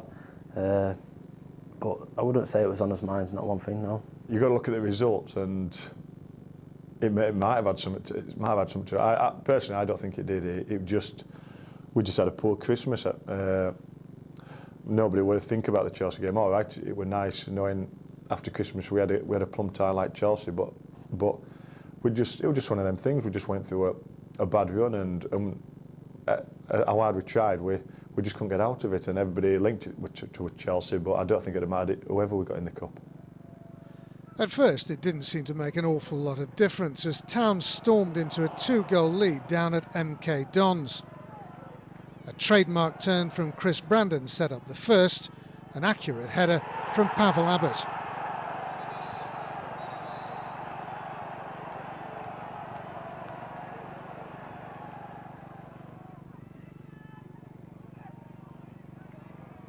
The cross for the second was provided by Danny Adams. It still needed a brave header from Boothie to convert it.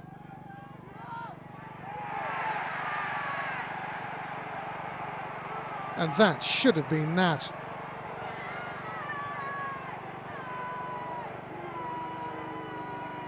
But with 10 minutes left, a rash challenge by Adams gave the Dons a free kick on the edge of the box. Nicky Rizzo's curler too accurate for Paul Rachubka. 3 minutes later, an unlikely comeback from the home side was complete. Gary Smith held off Mark Hudson's challenge, and he squared for Isaiah McLeod to side-foot home the equaliser. In fact, Town ended in some disarray with 2 red cards in injury time, both for second bookable offences. David Murphin, the first to go. Seconds later, he was followed down the tunnel by a fired-up and clearly irate Chris Brandon.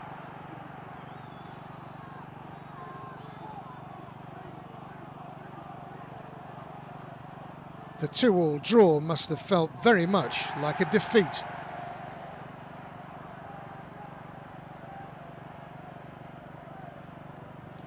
Next up, a forgettable trip to Bristol City, who gained sweet revenge for their defeat at the Gal Farm back in August.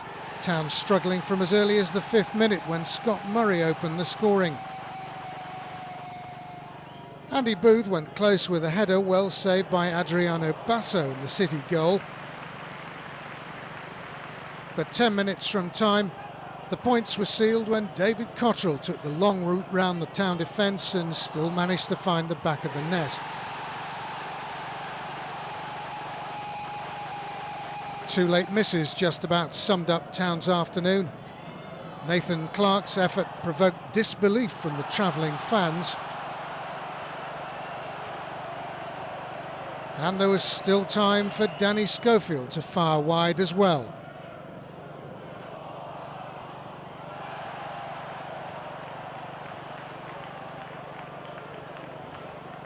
Promotion rival Southend arrived at the Gal Farm the weekend before Christmas, but there were no early presents for Town or their fans, just more frustration. Town made all the running but couldn't find the target. Pavel Abbott was twice wide of the mark in the first half.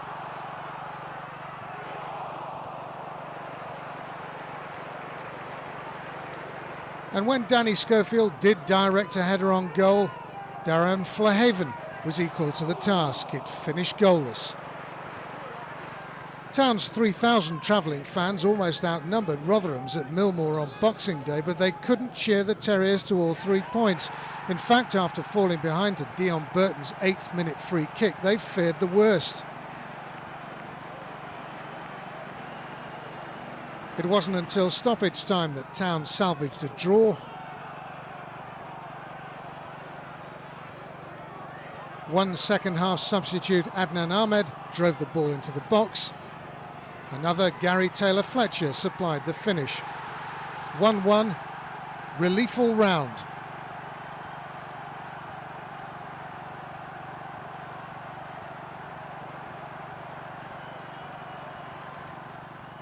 The least said about the visit of Port Vale to the Gal Farm, the better.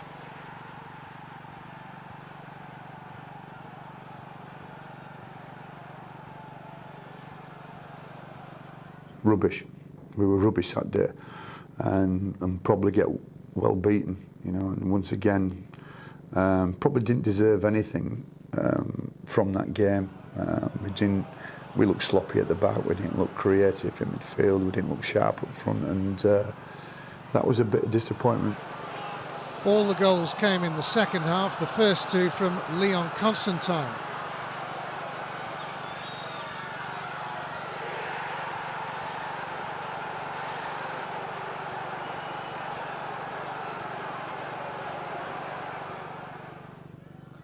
The third was a penalty given for a foul by David Murphy.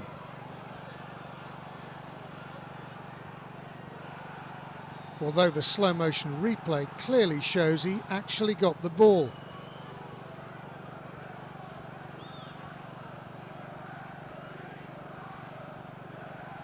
It probably didn't affect the result anyway. Vale didn't really need Tony Dinning's penalty to take all 3 points.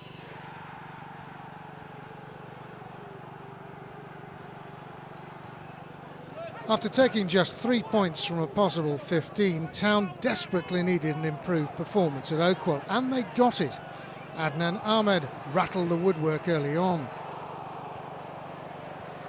Even so, it looked as though their luck might be out again when Jacob Byrne's free kick curled direct into Paul Rahupka's net just before half-time. I think Andy Booth came on at half-time and really managed to change the game for us that day with his aerial presence. And that gave us a big lift in the second half, and I think really we were unlucky not to go on and win the game in the end.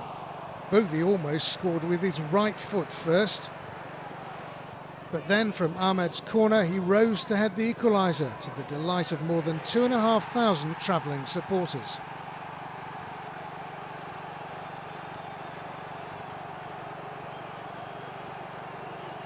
With 10 minutes to go, a defensive lapse allowed Daniel Nardiello to restore Barnsley's lead. Suddenly, Town had it all to do again. But again they rose to the challenge with another stoppage-time close-range strike from Gary Taylor-Fletcher. Gary Taylor-Fletcher, as he'd done at Rotherham, scored virtually one of the last kicks of the game. Barnsley were a side that were fancied to do well in the division. And on the back of that Port Vale game, it was important psychologically that we didn't go to Barnes and get beat, and we came away with a draw, thinking we could have won in that one as well.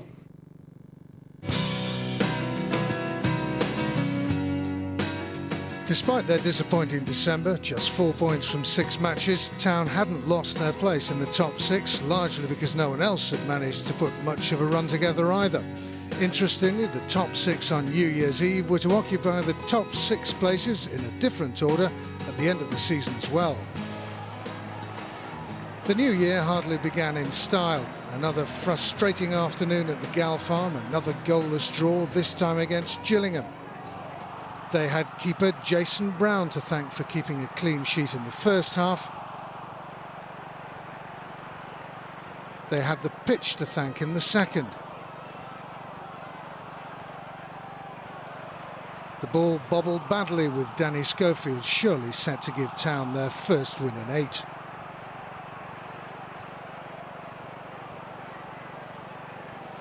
It wasn't the greatest form to be taking into a match against one of the best sides in the world, but that didn't deter the media from descending on the Gal Farm. We left for Chelsea on the Friday. I think we had our press conference on the Wednesday or Thursday of that week. Around the banquet suite at the back here, and inundated with press, foreign press as well, TV stations and things. So we knew ourselves once, that week leading up to the Chelsea game, for myself and the players and the club, it was a quite high profile game for us. But I emphasised to the players before we went to Chelsea, much the same as I said against Blackburn. It's no good go to Chelsea, enjoying the day, getting a round of applause if we come off and we get beat 5 or 6 and don't do ourselves justice. 2 important players would miss the game. Andy Booth was injured. Yeah, we're disappointing. I knew I'd played I think I played 4 games in 8 days over Christmas, and January the 2nd, I think it was January the 2nd, I'd just played another 90 minutes and just felt my groin just tight, and just in the last kick of the game, and obviously on the Saturday I knew we were playing Chelsea, which were disappointing, but there were no way I was going to be fit for it. So I knew straight away when I felt me going that I won't be fit.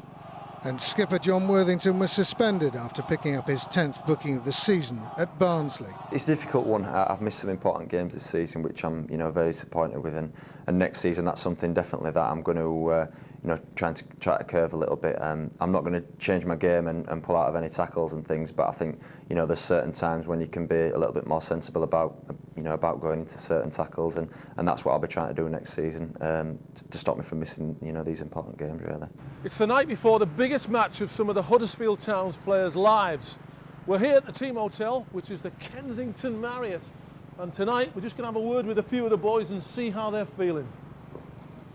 The plush surroundings being afforded them by their manager, Peter Jackson, is, look at the leisure club, look at the facilities, absolutely unbelievable. This is the place where the players won't be allowed to go, which is the bar. There's obviously some beautiful surroundings as well. Look at the features that are around the place. This is where the lads will be getting their evening meals and their pre-match meals, cooked by the chef, and this beautiful restaurant is where they'll be sitting and eating. There's always a hard luck story when the FA Cup comes around, and John, what a game to miss. Yeah, obviously devastated. One of them, everyone wants to play in, but unfortunately I'm going to miss out. All right, well you can help me on the rundown with the lads if that's okay. Yep, sure, no worries. Are you ready? Andy Ellsworth, right back, strengths, passing, crossing, probably, that's Boothie, it's my weakness. Strengths and weaknesses crossing? Debatable, but the gaffer's son, first man at t-shirt every week, isn't it? Nathan Clark, defender, strengths, heading and tackling, weaknesses, probably scoring.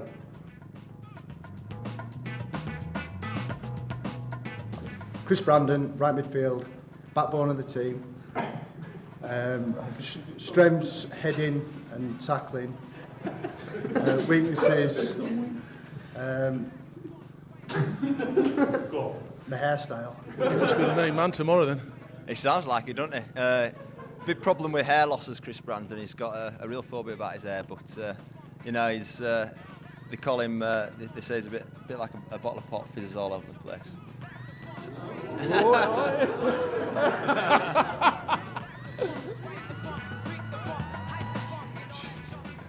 Mark Hudson, centre midfield. Strengths, I can put the ball in a sixpence. And weaknesses, at the minute I've got a bit of a bad back with Kevin Worthy. Gary Taylor-Fletcher, play anywhere, wherever I'm put.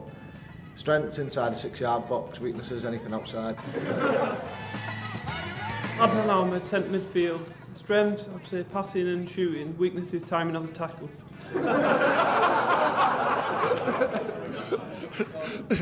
Does he get there as soon as he can?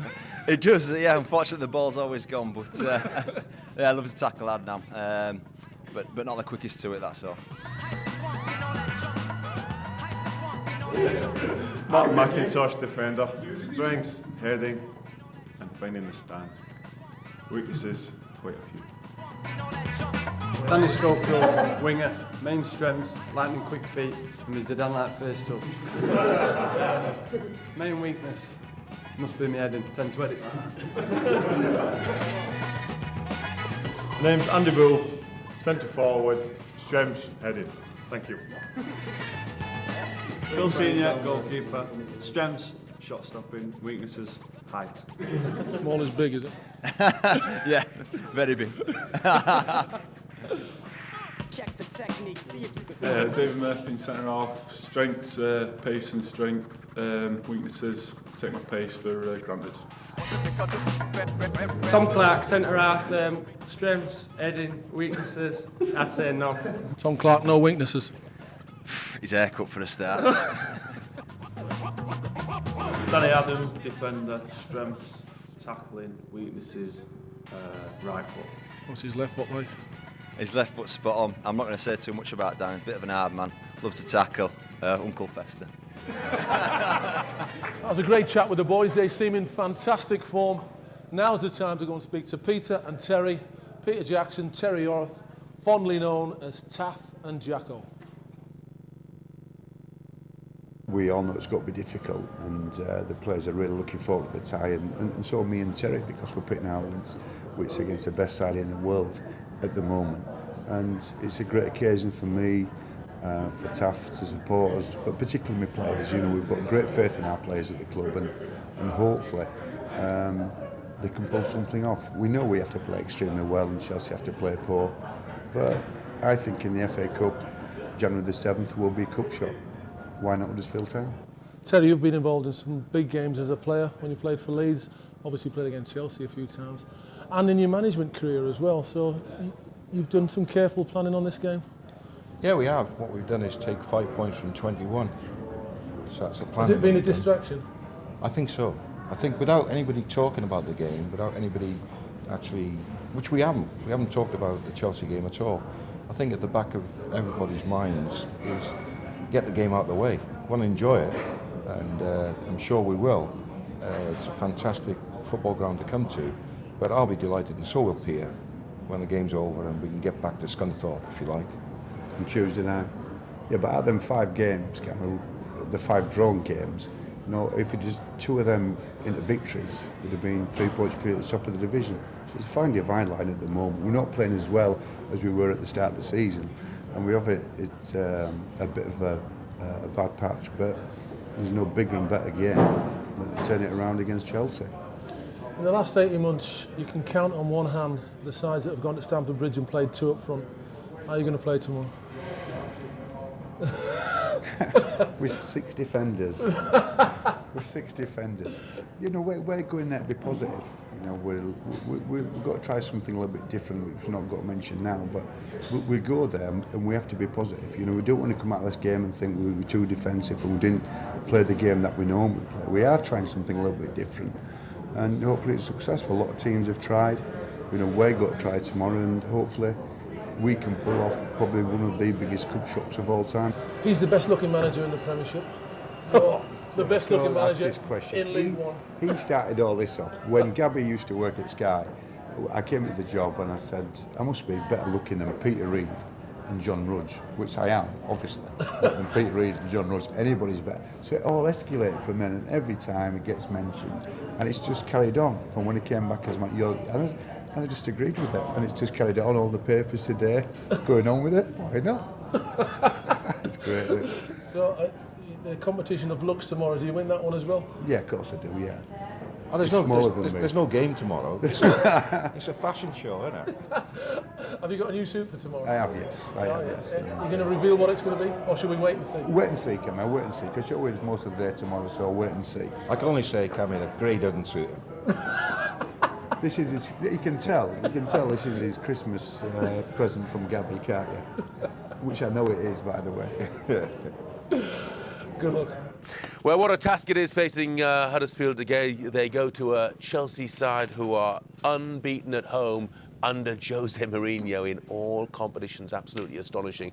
Their journey to Stamford Bridge, a very short one from Kensington. You can see here they are arriving at the ground. Peter Jackson said they are going to have a fantastic day. It's the sort of day that he has been dreaming about. And here they are on the coach, and Jacko in front, looking nice subdued suit and shirt and tie there.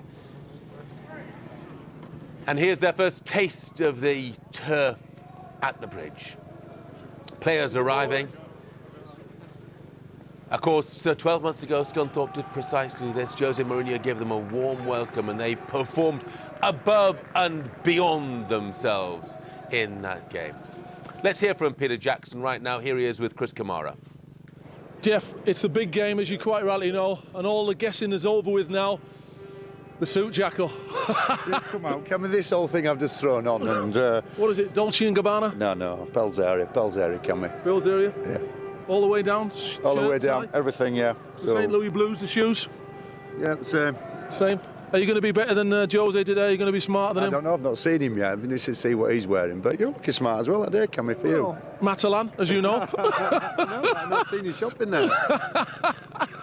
Absolutely, but joking aside now, you've had a bit of preparation, now it all starts. Is it little butterflies and all that? Yeah, it's particularly coming to the stadium, we saw thousands of our fans coming in, Cameron, and it's really exciting time for me and the players, and I'm sure the supporters will enjoy this match today. Terrific experience for everybody. When you look in the players' eyes in the pre-match meal, are they ready for it? Yeah, they look to be. They obviously look a little bit nervous, but they're bound to be. Coming to the best club side in the world, they're bound to feel nervous, as everybody is, but they'll look forward to it, and I want them to enjoy it today, really enjoy it. There could be 8 changes for Chelsea today. Is that going to be a problem for them or for you?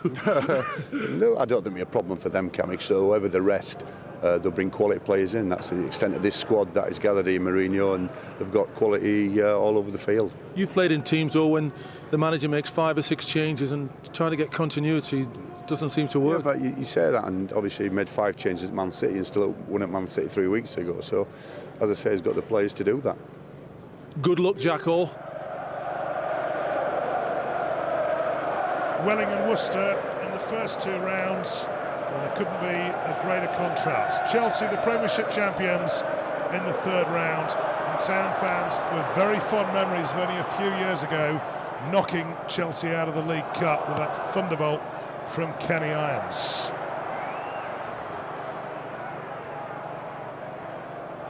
Town in another strip of all white. Clark with the throw. They're going to try to take the game to Chelsea in the opening stages. It's an unfamiliar looking Chelsea lineup of very familiar players, and that could work to Town's advantage, because although most of the players in the Chelsea lineup are full internationals, a lot of them aren't used to playing with each other. Long range effort from Huddersfield. It seemed to slow down as it crept towards Carlo Cudicini. Pavel Abbott with the strike. First shot of the game. This is Wayne Bridge. Easily cleared away by Town. It's come back towards Ricardo Carvalho, and he's given it away, and this could be promising for Chris Brandon. As you'll see, the pitch at Stamford Bridge has to be one of the worst in the country at the moment, but not affecting Town at the moment so far. Here's the chance. Taylor Fletcher, really good effort, snapshot, and a good save by Carlo Cudicini. But it was well worked, this. Lovely little flick from Chris Brandon. Adams with the ball in. Is played back by the defender, by Huth, to Taylor Fletcher. Almost 1-0 Town. Now Chelsea. Not seen too much of them so far. This is Diarra, and it's held by Phil Senior at the second attempt. So it's all Chelsea at the moment, and one gets the feeling that maybe the goal is coming. Duff with a flick for Diarra. Diarra inside the area, trying to tee it up. Cole over to the right-hand side. Wright Phillips. It's over the bar. Well, he knows he should have done better. He's not getting too many chances in the Chelsea lineup. Mourinho may afford a smile. Carvalho. Bridge. He's not had too much action in the last 12 months or so following his injury. Chelsea all over Huddersfield at the moment. Duff. Huddersfield defenders close in on him, but he's got it through to Cole. Cole tries to get the shot in. It's spun up into the air, comes back towards him, and he heads the ball into the net. And Chelsea are in front after 12 minutes. It's Chelsea 1, Huddersfield Town 0. Carlton Cole with the goal, and Mourinho is very, very satisfied. Cole doesn't get many opportunities in the Chelsea shirt, but determined to make the most of this one. Duff, he's been in and out of the side as well. He's played the ball into the giant centre forward. It's spun up off the defender. It's come back to Cole, and he's headed it straight over the head of Senior. Lovely little rollback by Cole. The block from Martin McIntosh only sent it back to Cole. 1-0 to Chelsea. Chelsea looking for a second before half-time if they can get it. It's tipped over the bar. Good save that from Phil Senior to deny Carlton Cole his and Chelsea's second. Well, Duff was the provider for the first, almost for the second. The back post delivery into Cole and then over the bar. And Huddersfield, the way things are going at the moment, will be quite relieved to get into half-time. Only 1-0 down. It's all Chelsea at the moment. Here's another chance. Huth against the bar. The giant German centre-half He has been used at times by Mourinho as an emergency centre forward and does like to come up from the back whenever he can. Here's Cole. Wright Phillips to his right. Sean Wright Phillips to make it 2-0. He's put it wide. Senior just narrowed the angle. All that time to get the ball back, we have to keep the ball. We have to keep the ball, because if you keep getting back to them like that, they'll destroy you. So we have to keep the ball better. The ball's there, you smash them. You absolutely get there and get it. And when we get it, let's keep hold of the ball. Keep hold of the ball. That's the most important thing today. We have to keep hold of it. It's only 1-0. It's only 1-0. Phil, could you have done better with the goal? Yeah, should have come out. Should have come out and took the lot, shouldn't you? Hey? But it's only 1-0. You might get a lucky break, a free kick, a corner, and you'll get back in it. Well, Town looking for the equaliser. They've got plenty of bodies around the area. This is Nathan Clark. Strikes it! It's just wide of the goal. Cudicini not forced into making a save since the early chance from Gary Taylor-Fletcher. It's a decent enough strike, though. Chelsea couldn't really get the ball clear, and Clark had time to get the shot in, but always going wide. Well, the encouraging thing for Huddersfield is they're having a go in this second half. McIntosh with the free kick.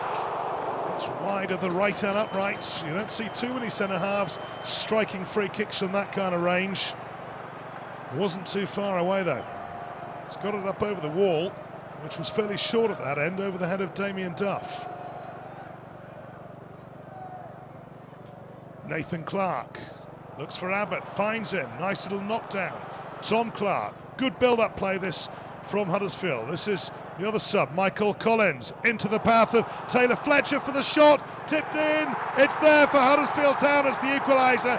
Cudicini got his fingers to it, but couldn't prevent it going into the bottom left-hand corner, and Gary Taylor-Fletcher celebrates with the 6,000 Town fans down at the shed end, and Peter Jackson, well, his half-time team talk has worked wonders. They have kept their ball better in the second half.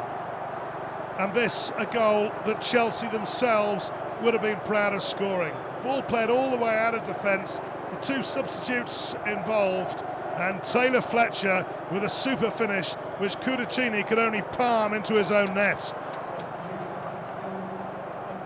Well, it's a very different kind of finish from the one from Kenny Irons against Chelsea a few years ago, but in its own way, just as special.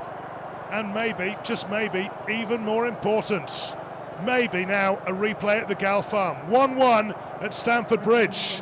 Gary Taylor-Fletcher, quick glance to the scoreboard to tell him how much time there is remaining. About a quarter of an hour. Well, Chelsea have got some more of the big guns on now. This is Robben taking on Murphy, plays the ball back to Gudjonsson. It's 2-1 to Chelsea. And the response was fairly immediate. It's Chelsea 2, Huddersfield Town 1, and Mourinho is at long last satisfied.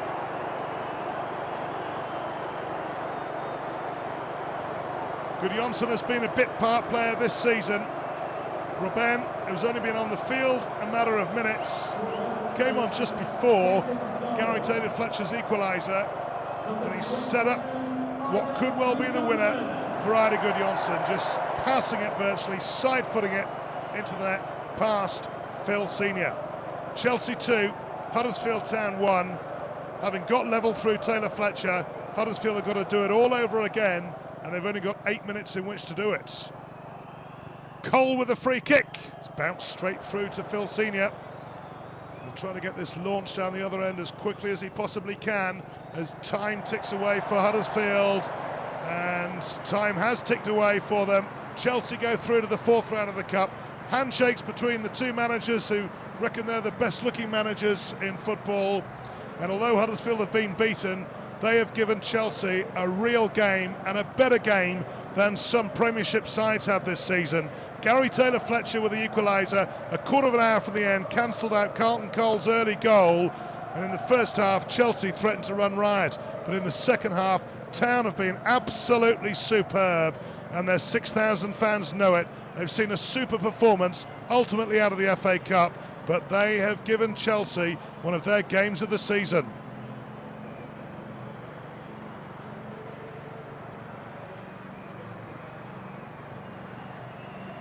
we leave here with our heads held high, don't we, tonight, eh? Each and every one here. Because you played against some of the best sides in the world, and you've pushed them. I'm telling you, you've really pushed them today. It was unbelievable, to be honest with you, walking out in front of that many fans, stood in the tunnel, looking across and you see international players. That's what every footballer wants, to be walking out playing alongside them. Everyone connected to the club had a great day at Stamford Bridge, and you know, I think we played very well on the day on the pitch as well, and I think we came out with a lot of credit. Yeah, fantastic. Thought the lads did this league proud, really. Fans are fantastic yet again. Took 6,000 down there. I thought we'd give a good account of ourselves. We rode our luck first half. Maybe they could have been 2 or 3 up first half, but when we came out second half, I think we got our goal, and they were under the cosh then, to be fair. It was great. I mean, I enjoyed the Chelsea game a lot more. I think I played better in that game than the Blackburn game. But it was just good to play against the best players in the world. I couldn't explain it, especially to score in front of the home fans and down that end. I just seen them all went wild, and where I scored, I knew where all my family were and everything, and I knew that all them were watching, so it was a great feeling. We, surprised a lot of people, including, I think, the Chelsea management and, the Chelsea players. I don't think when we nicked that goal back and it got to 1-1, I think they went, hang on a minute, you know what I mean? Huddersfield are here to sort of play, and, we gave them a good test, which was, good from us. What's Mourinho like? Yeah, it's fantastic. We all came off the pitch and he's shook every one of our hands, invited us into the change rooms afterwards to get shirts, whatever we wanted, meet their players. We went to the changing rooms, and they got about 6 masseurs on the table, getting the boys straight on, and the kit man just says, get what you want, lads. And they had a guy cooking chicken and that for them, and it's a different world down there. So that's what we all aspire to, and we all want to get there, really. When you go to Chelsea, the dressing room, there's a dip and you come up some stairs, and I was last out. I was doing some work for Sky before the game, and I was last out, and I went up, and Mourinho had already been up. I didn't know this, and shook hands with with Taff and Booty and all the substitutes. My son Oliver was on the bench with me, and there was Mourinho at the top of the stairs waiting for me to come up. So I shook hands with him and thought, well, I have to do something different here to Mourinho. Everybody else just shook his hands, good looking at.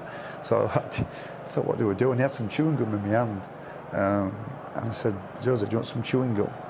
And he thought I meant the packet, only a little packet like that. And I only give him 1 piece. He said, boss, he kept calling me boss man, why only 1 piece? And anyway, so, but it was excellent. The way Chelsea respected Huddersfield Town, respected me and the players and the club. It was a wonderful occasion, and an occasion that the fans won't forget, because we did push Chelsea all the way. Believe me, we went to Chelsea and did give them a fright. Nice thing about that, a week later I was sat in my office and some post came, and Mourinho sent the dossier that he'd done on Huddersfield Town, and he sent me a lovely letter complimenting me how well the team played, that you didn't come and play defensively, you had a go at us. And for a manager like Jose Mourinho to write Peter Jackson saying good things about his team, can't be doing too many things wrong. A post-Chelsea hangover was perhaps to be expected as Town travelled to Scunthorpe in midweek. Peter Bigui's 17th minute strike hardly filled the travelling fans with optimism. But Danny Schofield replied with a super strike of his own before half-time.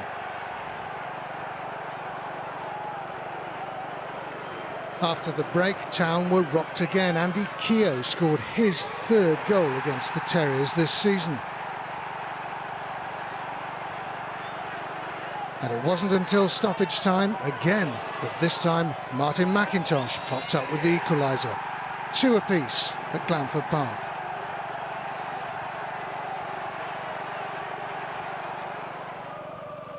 At last, a win. It had been a long time coming, and after Tom Clark had scored his first senior goal for the club, thus ending a barren spell of 343 goalless minutes at home, it should have been more emphatic.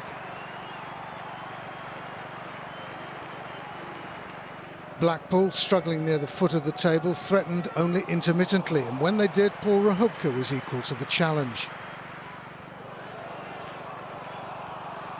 Twice in the second half, Gary Taylor-Fletcher had gilt-edged chances to double the score.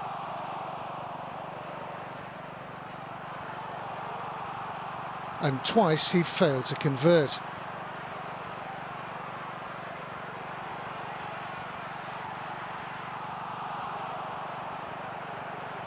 When the second goal finally came, it came from the penalty spot. John Worthington was tripped,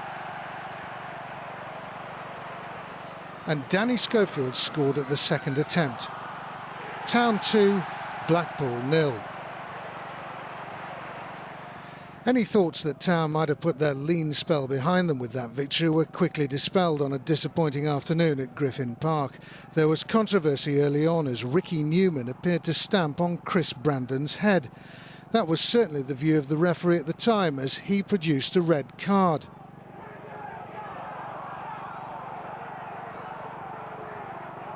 But after seeing the video later, he changed his mind and rescinded the punishment.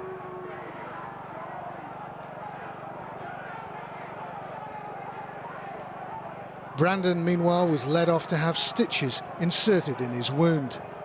Despite being reduced to 10 men, Brentford took the lead. Rahubka fumbled a free kick. Lloyd Owusu profited. 2 minutes after half-time, the numbers were evened up. Rahubka halted DJ Campbell in full flight and inevitably followed Newman to the dressing room.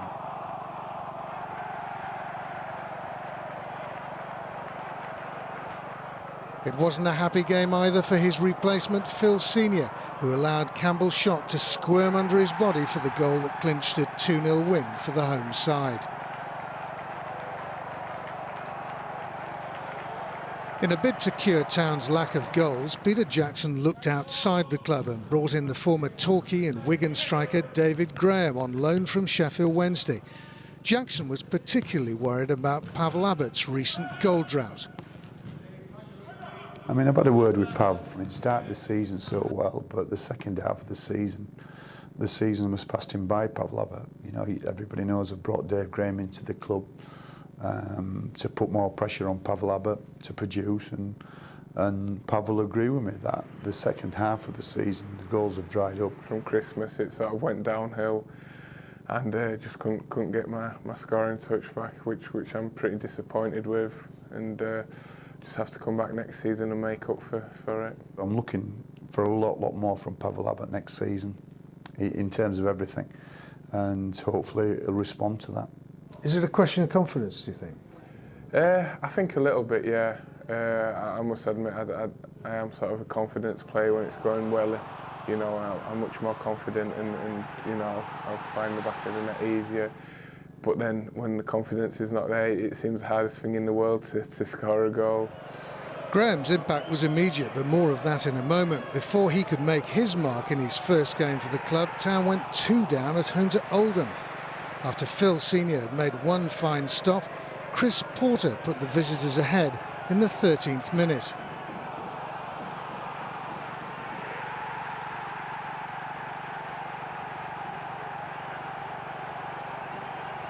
In fact, but for Senior, in for the suspended Rahubka, Town would surely have been dead and buried.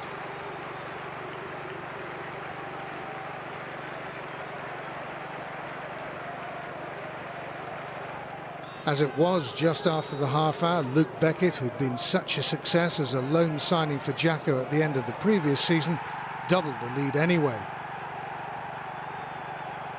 They probably came here and bullied his first half, and they were stronger, wanted to win more than us, which is not acceptable. Just before half-time, Town were thrown a lifeline. Typical work down the right by Danny Schofield, followed by a teasing cross, and pressure from the debutant Graham led to an own goal by Guy Branston. And 3 minutes into the second half, Town were improbably level.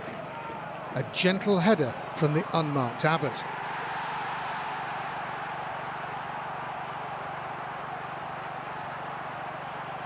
Before the hour, Town's recovery was complete, and it was the new man who got the winner.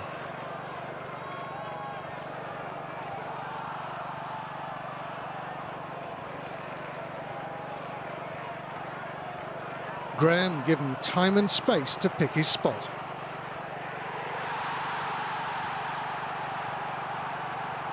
Town 3, Oldham 2. When we went to the playoffs against Mansfield and won on a penalty shootout, he was playing for Torquay, and he was probably the best player besides Steady in the division. And then he went to Wigan, didn't quite work out at Wigan.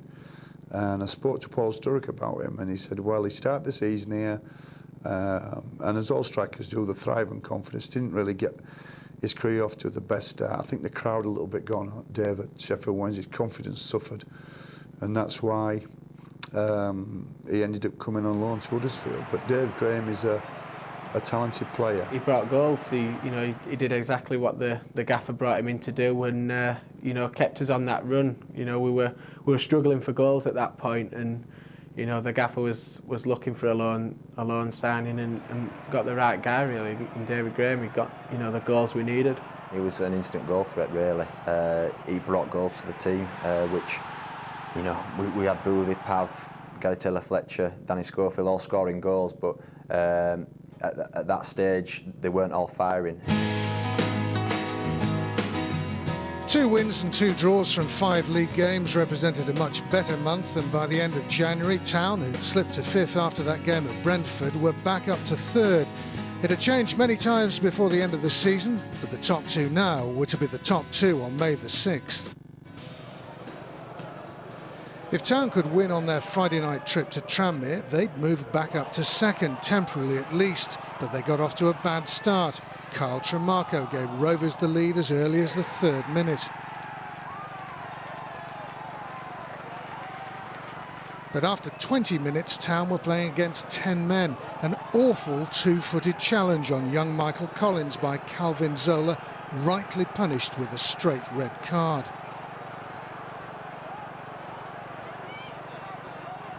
The Terriers gradually took control, and when Graham scored his 2nd goal in 2 games early in the second half, they looked certain to go on and take all 3 points.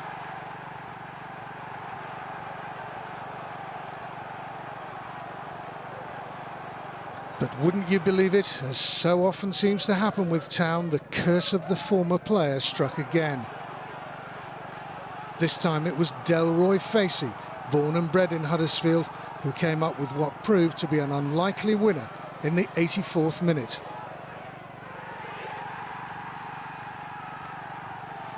That result saw Town drop to 6th, their lowest position since the opening day of the season, so an immediate response against 2nd place Colchester was required. They rode their luck in the first half. Colchester hit the post and had 2 goals disallowed, while Town's opener was distinctly fortunate. Gary Taylor-Fletcher's volley taking a wicked deflection off an unmentionable part of John Worthington's anatomy. What part of the body did it come off? One on camera, I'll say it came off my stomach.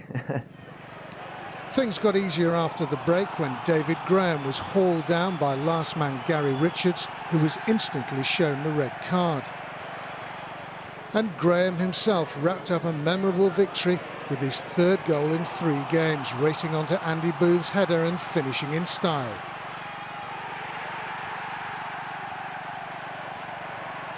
Town 2, Colchester 0. 1 goal was enough to take the points at Bloomfield Road. It came 2 minutes before the break. The predatory Graham at the heart of it again. He was dragged over inside the box by former England midfielder Jason Will. 3rd penalty taker of the season, he held his nerve for a 1-0 win.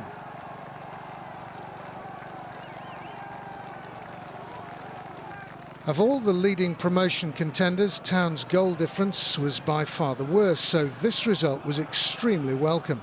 Once Martin McIntosh had opened the scoring in the 19th minute, the Dons' confidence, fragile at the best of times considering their position at the foot of the table, evaporated completely.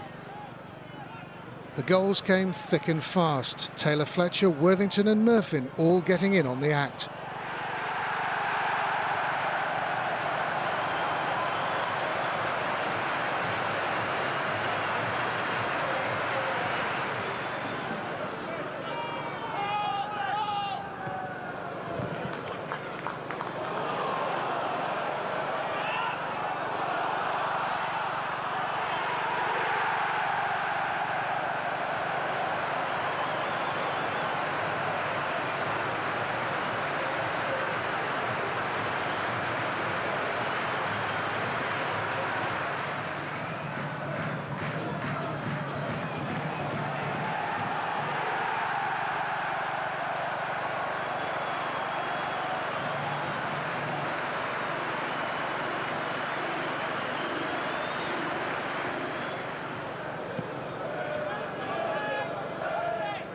Michael Collins got the last of the 5,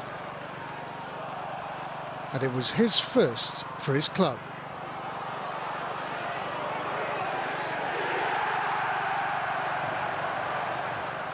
Town 5, MK Dons 0.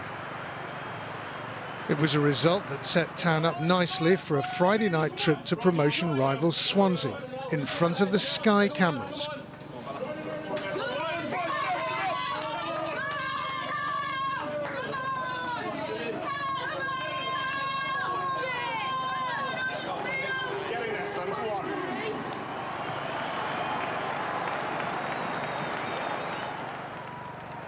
Huddersfield's first ever visit to Swansea's brand new stadium, the Liberty Stadium, and quite a few hundred supporters have made the long trek down as well for what is a real top of the table clash. Swansea have gone off the boil a little bit in recent weeks though, having been top 2 for so long. Here's Brandon with an early chance, and it's well blocked by Willy Guerre, the French goalkeeper. He's got an enormous throw on him. Good pace to the game in the early stages as well. Not the best of pitches though.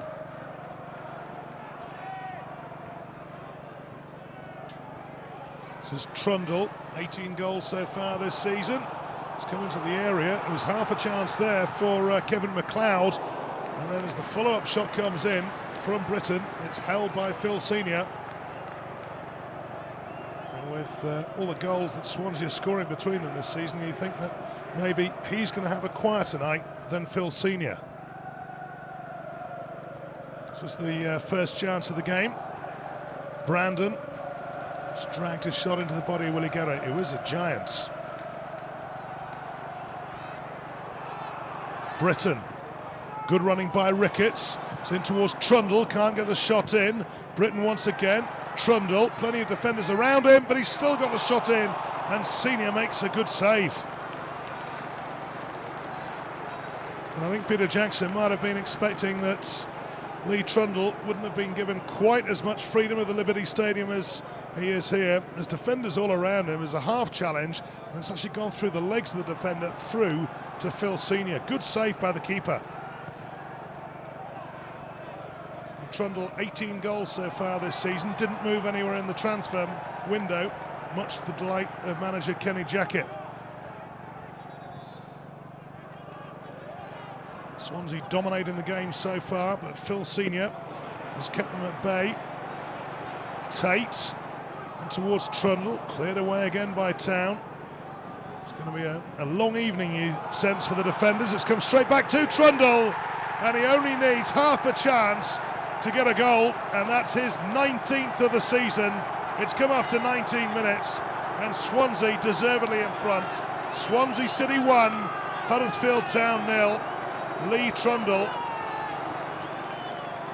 Well, it looked like the danger had been cleared away. It was a lazy clearance though, and headed straight back past 4 Town players, and Trundle, well, he didn't need any second invitation to snap at that one, and he's put it straight past Phil Senior. And I think Peter Jackson will be incandescent with rage at the defending or lack of it there, but what a good finish from Lee Trundle.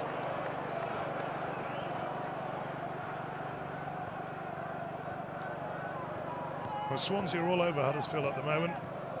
Britain sends it into the middle. Chance, it's blocked on the line again by Senior. Ricketts was in there, Williams was in there, and eventually Town can get it clear. But you sense it's not going to be for very long. Tate once again, curling ball towards the far post, Senior underneath it. And Phil Senior at the moment is a one-man wall against Swansea City. And what a chance that was, and what a block by Senior. Stuck his leg out and just kicked it away, but every part of the anatomy, part of the keeper's armoury.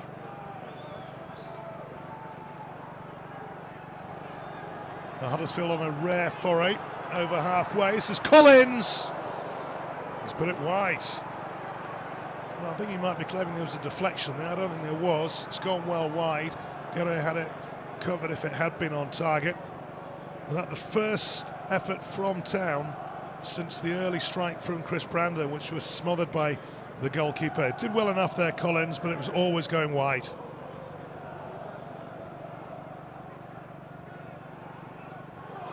Well, Swansea, good value for the 1-0 lead at the moment, and looking to make it more than that as Robinson is trying to set it through to Trundle. He's been caught by Murphy. The referee is not interested. It's just a throw-in. Thrown towards the edge of the area. What a chance that was. Edge of the box. Might come back for a second bite of the cherry, and it does. And Britain puts Swansea 2-0 into the lead. And that, from Swansea's perspective, was just so easy. Shocking defending by Town. They had time to get it clear, but there was just no challenge going in on anyone at all. And Senior must wonder what he's got to do tonight, because he blocked the first effort, and then there's an easy chance for the second. No defender at all anywhere near Leon Britton.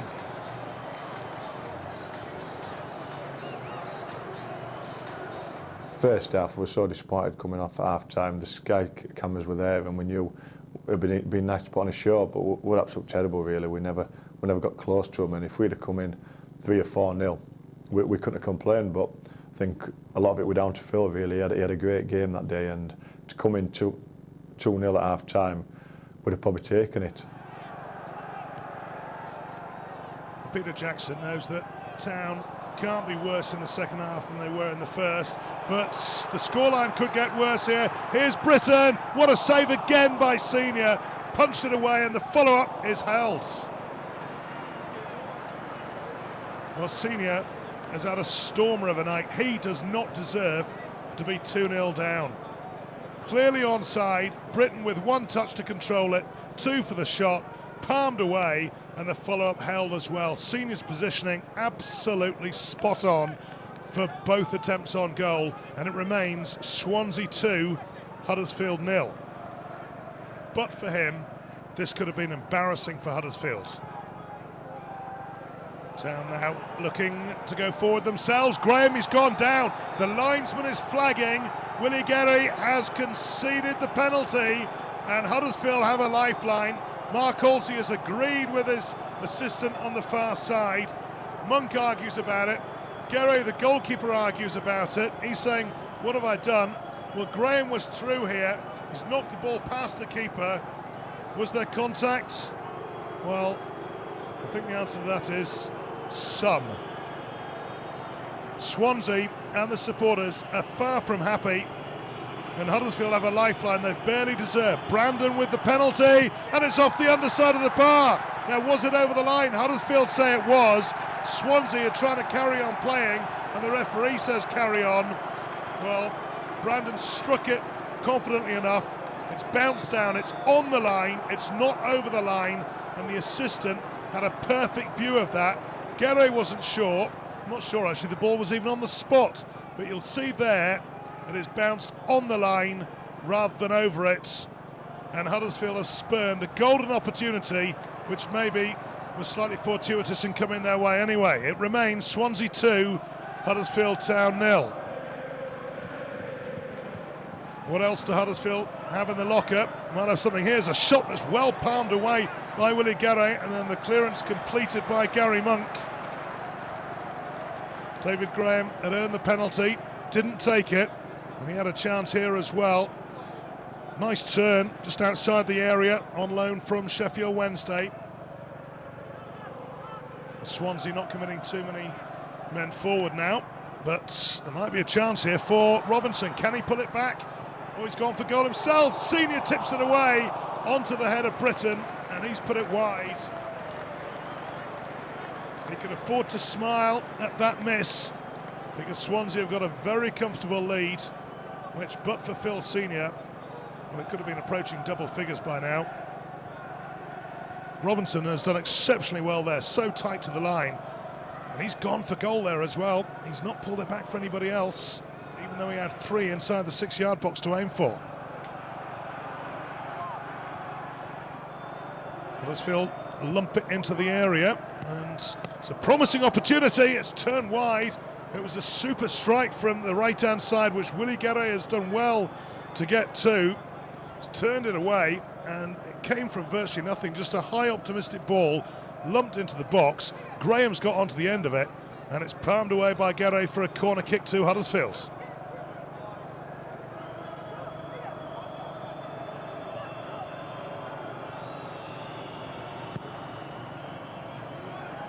and McIntosh is there and it's in, and Huddersfield are back in it somehow. The corner swung in and Martin McIntosh up from the back, his second goal in as many games for Town. It's Swansea 2, Huddersfield Town 1. Well, there's 20 minutes to go, and the goal has come from an unlikely source, but it was a virtual free header, and Tate on the line could do nothing but help it in. In fact, I think it was already over by the time he swung a boot at it. It's Swansea 2, Huddersfield Town 1, and Town have got 20 minutes to get an equaliser. Swansea know that they may need another goal to win this one, and the shot crashes against the bar from Robinson. But at half-time, Huddersfield were dead and buried. It's no exaggeration to say it could have been 5 or 6, but somehow they've got themselves back into this game, and if they do get anything from it, well, any bonus money should be going in the way of the goalkeeper, Phil Senior, because he's been outstanding tonight, beaten there, but the bar is there to do its job as well. Huddersfield fans sense maybe there is an equaliser within the sides. It's another promising move. Ball into the middle for David Graham, and Graham has got the equaliser. Unbelievable. From being dead and buried at half-time, the initiative now is with Huddersfield. It's Swansea 2, Huddersfield Town 2, 8 minutes to get a winner, and David Graham, on loan from Sheffield Wednesday, has got his 4th goal in 6 games for Huddersfield Town. The Swansea defending was about as poor as some of Huddersfield's had been in the first half, and it's allowed the ball into the 6-yard box. It's a tap-in for Graham, totally unchallenged, totally unmarked. At the heart of it, as ever, Andy Booth. The ball rolled to the left-hand side, played delightfully into the 6-yard box across the keeper, and Graham, well, he couldn't miss from there, could he? Swansea 2, Town 2. Is there a chance for a winner for Huddersfield? The strike has gone well wide from Danny Schofield. Well, if anybody's going to get a winner now, you fancy it's going to be Huddersfield's. Swansea are heading for a 3rd successive draw. They were absolutely cruising in this game, but all credit to Huddersfield. They've come back, 2 goals, and they should have been way, way out of sight. And it'll give them a real lift for the final few months of the season. The home fans don't like it. They boo Swansea City off the pitch. Kenny Jackett and Peter Jackson swap handshakes. Huddersfield Town will feel like they've won this game. Swansea City will feel like they've lost. It was Phil Senior's finest game for Town, but at the end of the season, the keeper, who'd grown up at the club, was released. To tell Phil that was probably the hardest thing I'd probably have to tell anybody that his career is over at the club. You know, Phil's been with me for 3 years. He's been here since he was 8 years of age, and bitterly disappointed Phil was, as I was telling him. You know, people think, you know, it's easy being a manager, but when you're in an office telling someone that has been at a club for 8 years that I won't be extending his contract, it's hard. But I just felt that I needed a more experienced keeper. I need a keeper that can put probably more pressure on Paul Hubka in terms of performances, and that's certainly what I'll be looking to bring in. You can bring a tear to your eye, you know, Phil leaving. He's been here. I've known Phil since we were 9 years old. We've come through the ranks together. You know, absolutely good to see Phil leave. You know, a great character, great to have in the dressing room, and you know, and a great keeper, great shot stopper. He always has been, and you know, I'd be very disappointed to see him leave. But you know, the manager has to make you know, tough decisions sometimes, and I'm sure that was one of his toughest decisions he had to make. If only he was 6 inches taller. Well, yeah, but you know, in his what he doesn't have in his height, he makes up for in other ways. It was strange, you know what I mean, what do you say to a lad who we've known all them years? He's, you know, a top guy, top bloke, you know, he's just a real genuine guy. He's one of my best mates. You know what I mean, I'm usher at his wedding. It's one of them where we, you know, we are really close, and it's going to be a sad, you know, sad dressing room without him.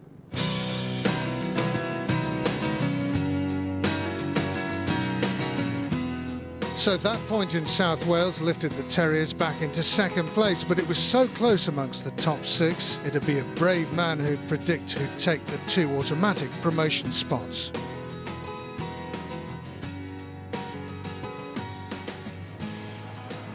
Next visitors to the Gal Farm were Doncaster. Twice Town took the lead, twice they were pegged back. Martin McIntosh's 3rd goal in 3 games put the Terriers ahead. Jason Price wiped it out. Inevitably, David Graham restored the lead before half-time. But in the end, Town had to settle for a draw. 12 minutes into the second half, Paul Green equalised again. That's the way it stayed. There must be something about Friday night games that doesn't suit Town. They saved their most disappointing display for some time for the trip to Hartlepool, who were given the lead by Adam Boyd after just 10 minutes. David Graham got the Terriers level with arguably his best goal so far. A delightful curler from outside the box.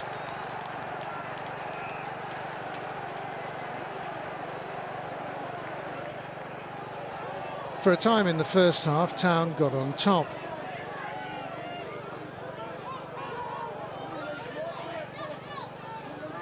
Had Boothie's header been an inch or 2 lower, it might all have ended up differently.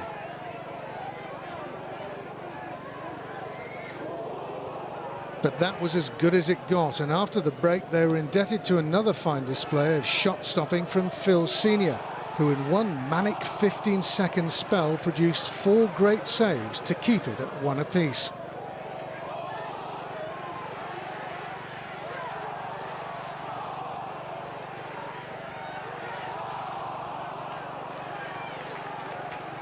But he was given no chance at all with the strike that restored Hartlepool's advantage. Michael Maiden's the scorer.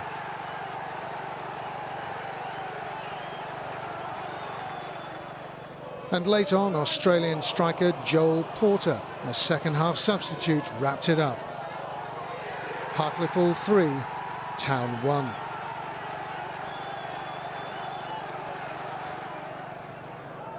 When Rotherham, struggling for their very existence, never mind League One survival, took the lead through Jonathan Foote, it looked as though it might be another one of those days at the Gal Farm.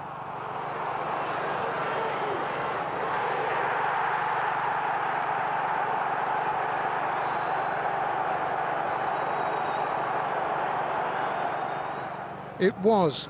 It was a red-letter day for Boothie, who sunk the Millers with a hat-trick of headers.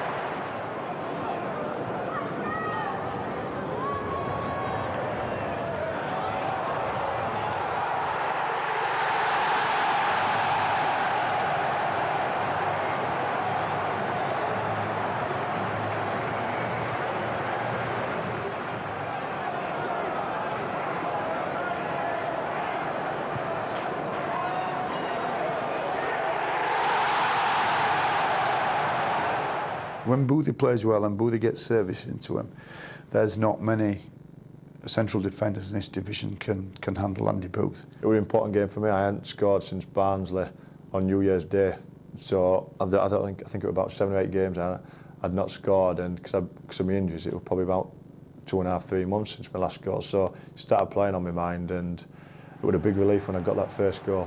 When I saw Andy put that ball in the box and I knew it would come shot on my head, I thought, this one I can't miss. The gaffer and Taff and Boots have been saying all season, if you miss the first man, then Boothie will score. And that day I put 3 balls in and Boothie scored every one. The second one, I've been playing on that pitch a long time, and I realised how high the ball bounces, and when the defender were going for that ball, I thought he's got no chance, so I just stepped behind him and just had a free header into the corner. So it's about time that pitch helped us for one game. Boothie is one of the best professionals I've worked with in terms of his performance on the pitch. The way he handles himself around the younger players, well respected amongst younger players, and a player that players look up to, and rightly so. You know, he's just a top guy to be around, and you know, living in the village near him now, so I see him now and again, and he's just a down-to-earth, genuine guy, and you know the fans here absolutely adore him, and you know the players do as well. You see him hobbling around the village? Yeah, he takes his little dog out, hobbling around. What about his knees? Oh, his microwave knees. That's what he gets stick for. He can't run, but who needs to run when you can head the ball as well as he can? I think it's the giraffe neck where he's got. He must have a button or something on his neck. So every time he goes up, he raises by a couple of inches. The only thing that bothers me about Andy Booth, he always talks about his time at Tottenham when he went to low at Tottenham. And he used to room with, I don't remember who he tells everybody this story, but it gets really boring, Andy Booth, about when he went on loan at Tottenham. I was looking at the stats, I think he started one on sub on 3 occasions, so his career didn't kick off at Tottenham. Ironically, Boothie didn't score arguably the best goal of the day. That came from Gary Taylor-Fletcher. Yeah, I'd say that's probably my best goal of the season. I just remember Andy Aldrich having it on the right, and he's played a good little cross, and I've took it on my chest and hit it first time. And I would say it's definitely my best goal. A day of what might have beens at Vale Park. What might have happened if Chris Brandon's first half effort had shaved the other side of the post? Well, what actually happened was that in the second half, Michael Cummins gave Vale the lead with a crashing header.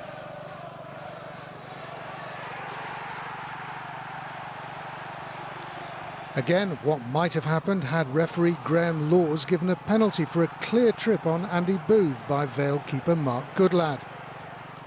Well, what actually happened was that Boothie gained revenge some 4 minutes later.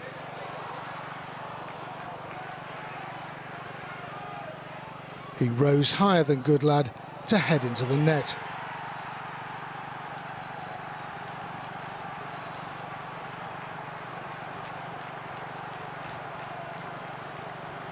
And finally, we know what would have happened had David Murphin's last-second header been a few inches lower. Town would have won 2-1 instead of being held to a 1-1 draw.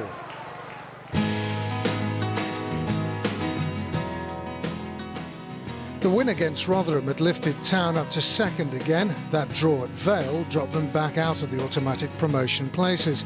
Oldham were the form team at the moment. Ronnie Moore's men had temporarily displaced Barnsley in the top 6. Otherwise, it was as you were. Barnsley were the next visitors to the Gal Farm, and a must-win attitude for both sides produced an incredibly open game with chances at either end. How Nathan Clark didn't put through his own goal in the first half is still a mystery. While Boothie came close to opening the scoring in front of the Barnsley fans.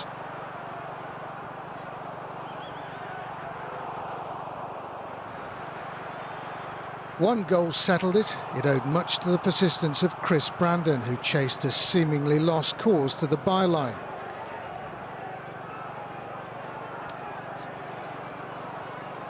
Ultimately, it was Andy Holsworth who provided the pinpoint ball for Gary Taylor-Fletcher to bundle over the line via a double ricochet off Nick Colgan.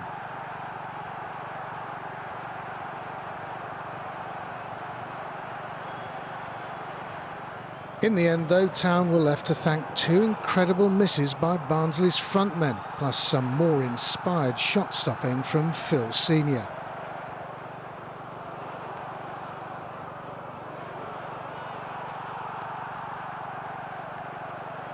That was a big 6-pointer against Barnsley. Barnsley won, I think they got above us, but we put a nice gap between us and Barnsley. And their own game against Barnsley, we probably rode our luck a little bit in terms of they created a lot of chances, and so did we. Andy Ritchie said after the game they could have won 5-1, which I think Andy's exaggerating there. Whoever or whatever arranged consecutive fixtures at Gillingham and Bournemouth clearly needs their head or their microchip looked at. Maybe it was the prospect of 2 long trips that brought about a lacklustre performance at Gillingham, who took a 4th-minute lead through Gary Mulligan. Town had their chances. In the first half, Chris Brandon brought a flying save from Jason Brown.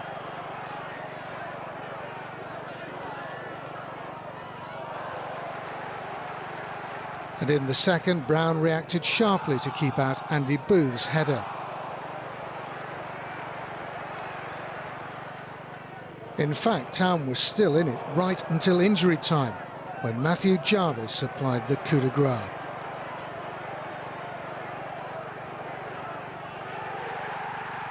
Gillingham 2, Town 0.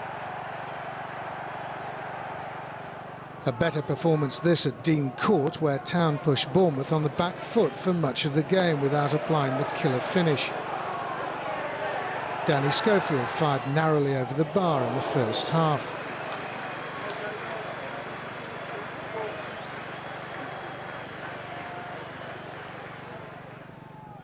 But then a mistake from Paul Rachubka gifted the home side the lead. Steve Fletcher was the beneficiary. Fortunately, Gareth Stewart, who'd done so much to keep Town at bay in the reverse fixture early in the season, was in equally generous mood, giving Gary Taylor-Fletcher the easiest goal he'll ever score.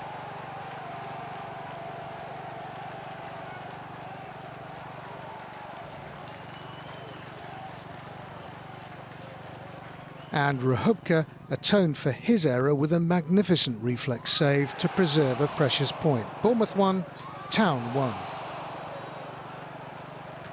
So it was all in Town's own hands as they entertained Chesterfield on a Tuesday night at the Gal Farm.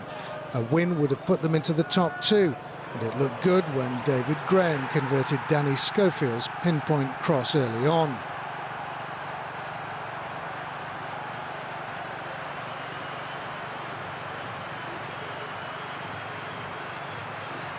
And had Graham directed his volley from Worthington's pass the other side of the post, well, that probably would have been that. But whatever was said in the half-time team talk didn't work out, as Chesterfield, with little to play for and little to lose, came out ready to have a go after the interval. 2 breakaway goals from Paul Hall silenced a nervous Gal Farm crowd of almost 13,500.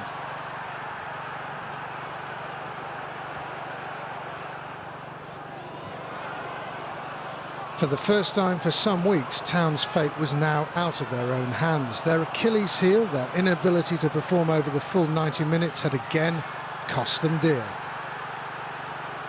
That's what the gaffer's, aiming for. He says it, in every team talk.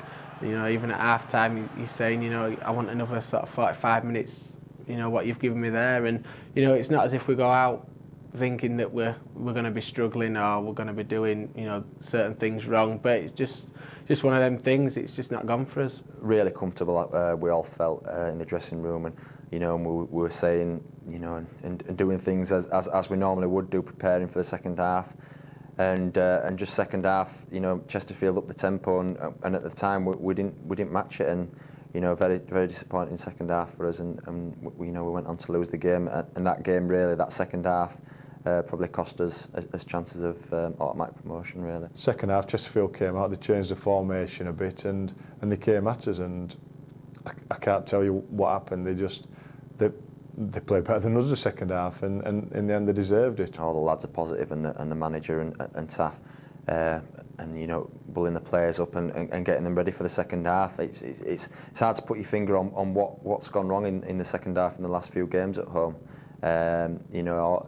Obviously that's something we'll have to put right next season, and something we'll have to work on, really.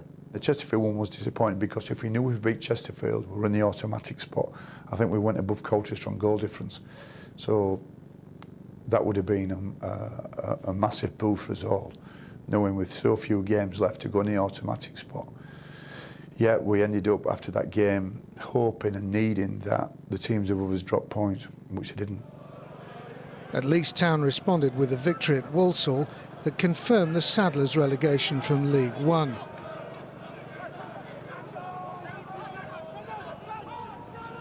David Graham got the first from long range.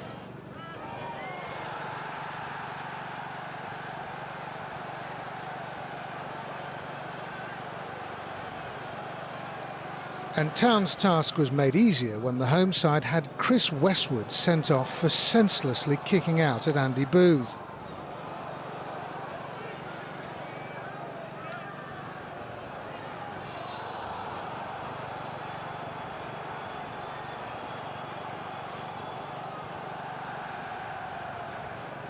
The victory was effectively confirmed when Chris Brandon's astute chip was cleverly converted by Pavel Abbott,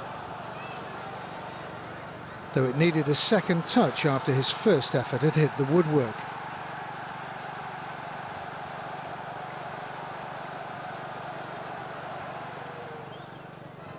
There were 2 further goals in injury time. Paul Rehubka was beaten by a cruel deflection at one end, while at the other, Boothie's flying header left a question hanging in the air.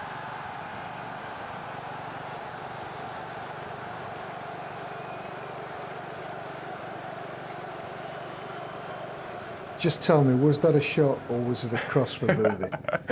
I know, yeah, I'm glad he headed it because it probably would have gone out for a throw-in. It was a shot, yeah. You know, it's plain to see that it was a shot. With other results going against them, automatic promotion may have been beyond Town, but this second successive home defeat was hard to take. Again, the Terriers took the lead, and again it was David Graham on target.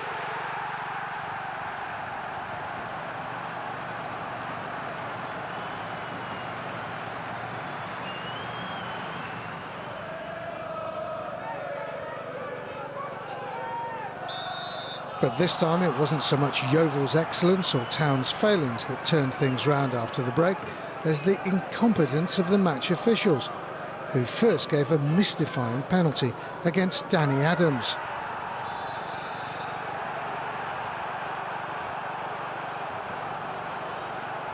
We've had some poor penalties against us this season. It was just another one, like, I don't know, Danny's tussling with a lad, it was 50-50 really. They could have given it either way, and to give a penalty for that, it was just a joke. It wasn't a good decision by the referee, but that's what happens, doesn't it? You know, that's football. After Phil Jevons had levelled it up from the spot, worse was to follow. Referee Grant Hegley inexplicably penalised Martin McIntosh on the edge of the area.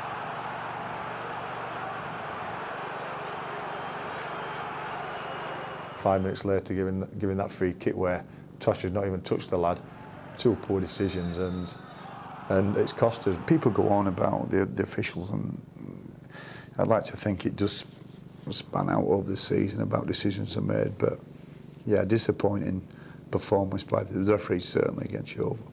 I don't like blaming referees, but you have to look at him and think his performance wasn't good enough. Inevitably, Jevons scored via crossbar and the unfortunate Rehubka.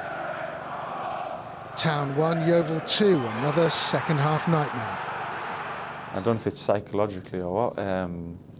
We've gone out second half in a lot of games and we've underachieved. We haven't performed, and we need to improve that for next season, really. Second half of both of them games, when really first half we were cruising both of them. But that's why we didn't gain promotion. We've done it quite a few times this year. When we try to defend the lead, I think the way we play our best football is attacking football, and when we've took the lead in them games and that we've come out for the second half, we've stopped attacking really, and I think that's what's cost us in a lot of the games. I think it's too many goals to be conceding at home. I think that's basically it. You know, you shouldn't be conceding 3 and 2 goals at home. It should be more solid, but I think that's the way we play. I think we're a very attacking team, but sometimes we leave ourselves open at the back a little bit. It's like the gaffer said, inconsistent all season. If you're inconsistent, you're not going to go up, and that's what happened to us at the end of the season.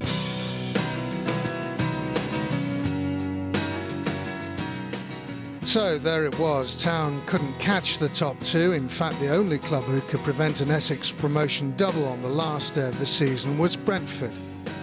Town travelled to Swindon.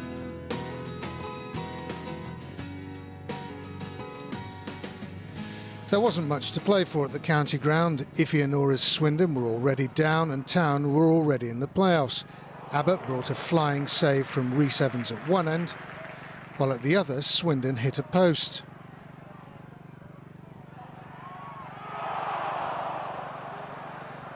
Then, after Tom Clark had been sent off for the second time this season, they found Paul Rachubka in inspired form. The final game of the league season finished in a goalless draw.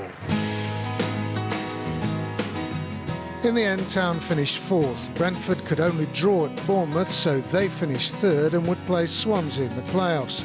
Town would play Barnsley the first leg at Oakwell, and after the league results between the two earlier in the season, they were confident. Yeah, very confident. We believed we were the best. We were probably the best side in the league on our day. We were the best passing side in the league. Yeah, I was confident going into the playoffs. We knew it'd be a huge test for us. We knew that there were lots of chances created at Barnsley, lots of chances created here at the Gale Farm, but we managed to get 4 points off them.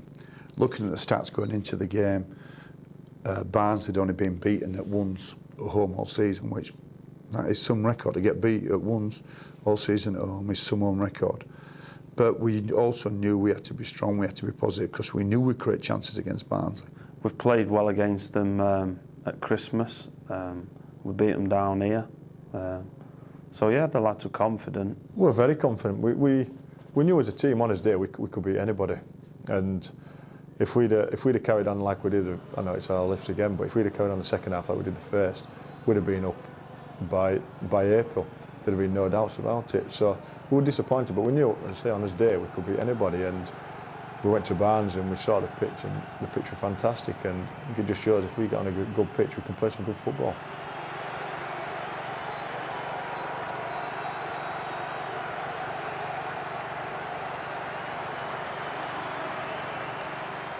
So early corner here for Huddersfield Town then, to be taken by Danny Schofield. Hits it long and goes Booth and McIntosh. The ball springs for Taylor Fletcher, who puts it over the top of the bar. What a miss from Gary Taylor Fletcher. Well, that's an astonishing miss from the former Lincoln City man, a scorer in the playoff finals a couple of years ago. Should have been a scorer here at Oakwell. He won't get a better chance than that.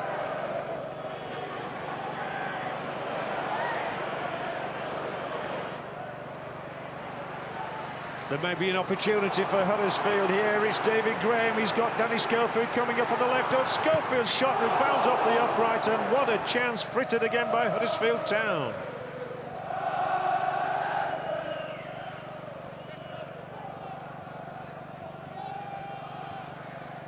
It was a good header from Hassel. It's opened the door a little bit for Richards. He'll go for goal. It took the deflection, which carried the ball just over and wide. But it's the left boot of Nardiello, and it's the deflection there that carries the ball wide. Mankay's clearance will see Adams scurrying back. Richards went all the way with them and got Barnsley a throw-in. And then Richards digs it out again, and Shuka's in. Good space here for Barnsley. Shuka, and straight across the goal, with nobody able to get a touch on it. Nardiello was nearest.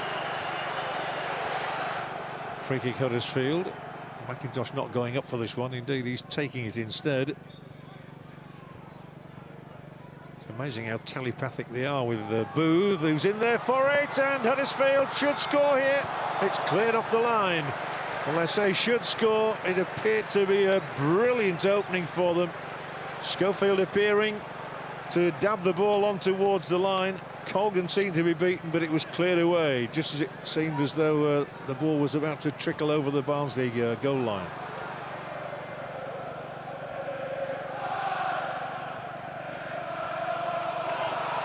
Devaney in here for Barnsley. Should have scored. Clips the crossbar. What a chance. Martin Devaney, having slipped the net, was alone on his own away. Only Rachubka to beat. And Andy Ritchie knows that Martin Devaney should have given Barnsley a lead here.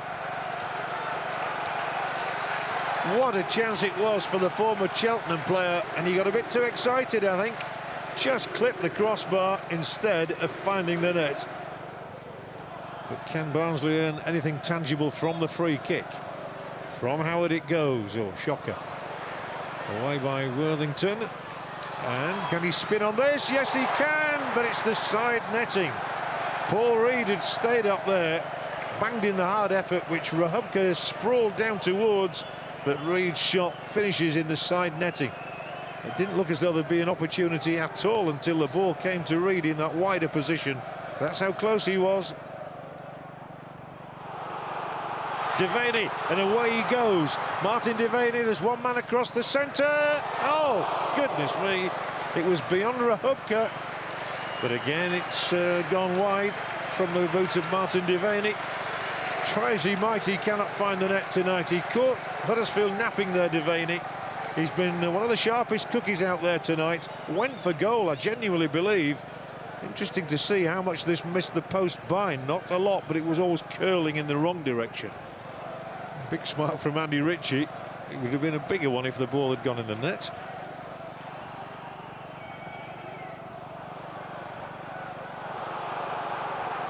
Richards on here. This might be the moment. Thrilling save.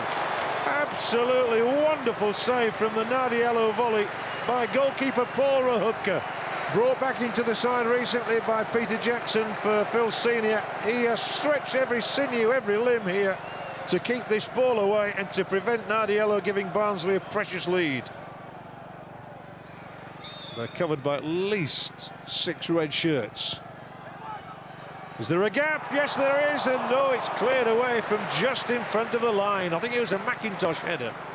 Really looked as though he was about to beat Nicky Colgan here. He's got in for the header, McIntosh, and it's brilliantly kept out by Colgan and then hooked to safety by Kay. They thought their team had scored. Adams over the top. Booth to give chase. Booth into the penalty area. Knocks it across. Oh, confusion here. Huddersfield may score. The ball over the line, I think. Astonishing scenes, and Gary Taylor Fletcher completes a remarkable hat-trick of goals against Barnsley this season. Awful confusion there between goalkeeper Colgan and his defenders, and Huddersfield have a precious goal here right in front of their own fans at Oakwell.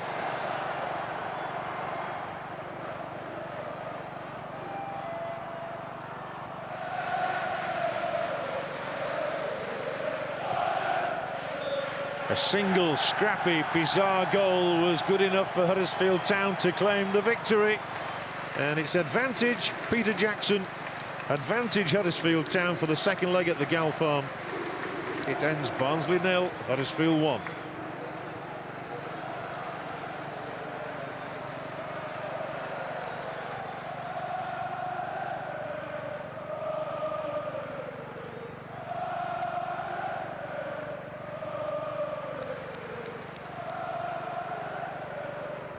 It's one of them, you've got to be there and you've got to take a gamble, and luckily I was there just to finish it off and put it over the line. So it's one of them that gives us a great momentum, but I think the chances we had early on in the game have cost us, because we should have had the game safely wrapped up by then. And I think a lot of people have looked at the 2 home games just before it and seen us against Chesterfield in the Oval, and there was a lot of negativity coming from a few people outside of the club saying, well, our home form's not been the best and all that and stuff, and I think that was the wrong way to go about it. Psychologically, there's always a tendency that you think, oh, we are defending a lead, you sit back. Was there any of that, do you think? No, we talked about it after the Thursday night, and we knew we couldn't sit back. We knew if we could get the early goal, it had settled us down, and also give Barnsley a huge mountain to climb. Well, there's about 20,000 packed into the Gal Farm tonight. One of these 2 sides will be heading to the Millennium Stadium in just over a week's time. Huddersfield Town with a 1-0 lead from Thursday's first leg at Oakwell, but both Peter Jackson and Andy Ritchie adamant that the tie is far from over. An early goal would settle any Huddersfield Town nerves. Adams with the ball in. Booth is there, and it's over the bar. Well, he knows it was a great opportunity to establish a 2-0 aggregate lead. Good play by Huddersfield. Booth, first-time effort. No problem at all for Nick Colgan.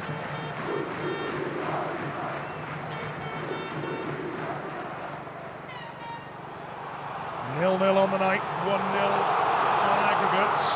Huddersfield know a draw is enough to send them to the Millennium Stadium and the second playoff final in 3 seasons. Here's Schofield now, it's blocked by Colgan.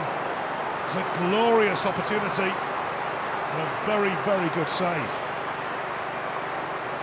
The Town have had the better of the early exchanges, a couple of decent chances, and this was a really, really good one with Barnsley being at full stretch and Graham, little ball slid in towards Schofield's, but it's an equally good save by Nick Colgan. It's got the makings of a very, very good contest, this. Just so much at stake, and Huddersfield really on top early on. Booth is going in there and he's just missed it. Well, it needed the faintest of contacts, anything at all, off a knee, off his head, off a toe, and that would have been past Nick Colgan, and that would have been 2-0 on aggregate, and that would have been halfway to Cardiff. Great ball in behind the defence was Booth, but what, inches away from making contact. Well, so far so good for Town. Oh, just to say that Nathan Clark has given it away. This is Paul Hayes. This is a chance for Barnsley. It's a good save by Rahubka. He had a good side of it from distance, though. What went wrong? I'm not too sure. You know, we've spoke about second halves, and I think it were a case of that again. For some reason, you know, I mean, although the soft penalty didn't help us at all, it sort of put them on a high again. They were always going to have to go for it because they did have nothing to lose and put the pressure on. I think the penalty was psychologically was you know, made it difficult for us. I mean, we felt it was hard done by as well by that decision. We didn't think it was a clear-cut penalty. We thought it was a little bit soft, and that gave them a massive lift. We're going through the game still feeling really comfortable, and the referee changes course and direction of the game completely by giving a penalty which was outside when the foul was committed, if it was a foul at all. Ball up towards Hayes. It's a push by Schofield. It's a penalty. Chris Foy points to the spot immediately. Martin McIntosh argues. Town distraught. Chris Foy says a definite push outside the box, though, I think. If you think Danny's jumped for the ball to win the ball, he's going to touch the player. Everybody, when you jump for the ball, he's going to touch the player, but he did go down softly, and I couldn't see if he was outside or inside the box, but I went over to the linesman, and he said he didn't really see anything wrong with it. I told him to say something, but the referee did it.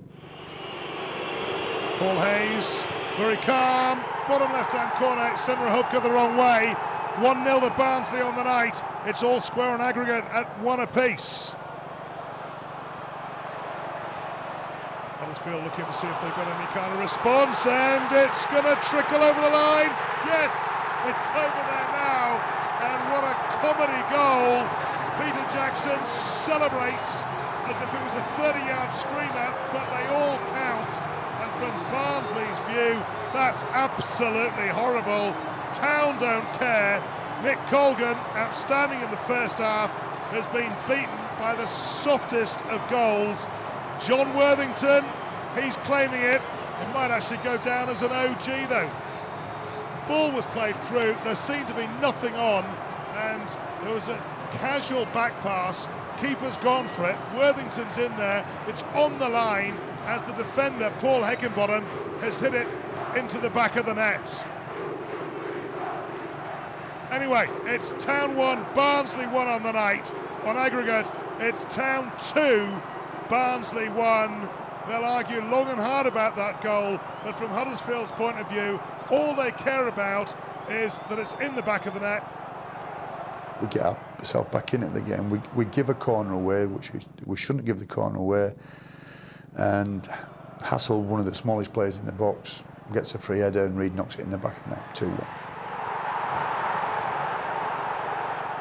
We conceded another by a long-range shot, which the keeper should have done better on the night, and deflected into his path, and there was Nardiello to seal the tie. Deep into stoppage time. Town need a goal to force extra time. They're piling forwards. Even Rahubka might be coming forward in a moment. Schofield with the ball in. Where's it going to land? Might come towards Taylor Fletcher. Scuffed it right at the goalkeeper. I think knowing it was against Barnsley, a few people probably would have put the mortgage on me to score against them, but I think the legs were just that tired, and that much emotion and energy had been used up throughout the game. I just couldn't move my feet quick enough, and I couldn't get a good contact on the ball, and I know in myself that it was one of them that 9 times out of 10 I would have scored, but unfortunately that one time I just couldn't manage to do it, and I was so disappointed with myself.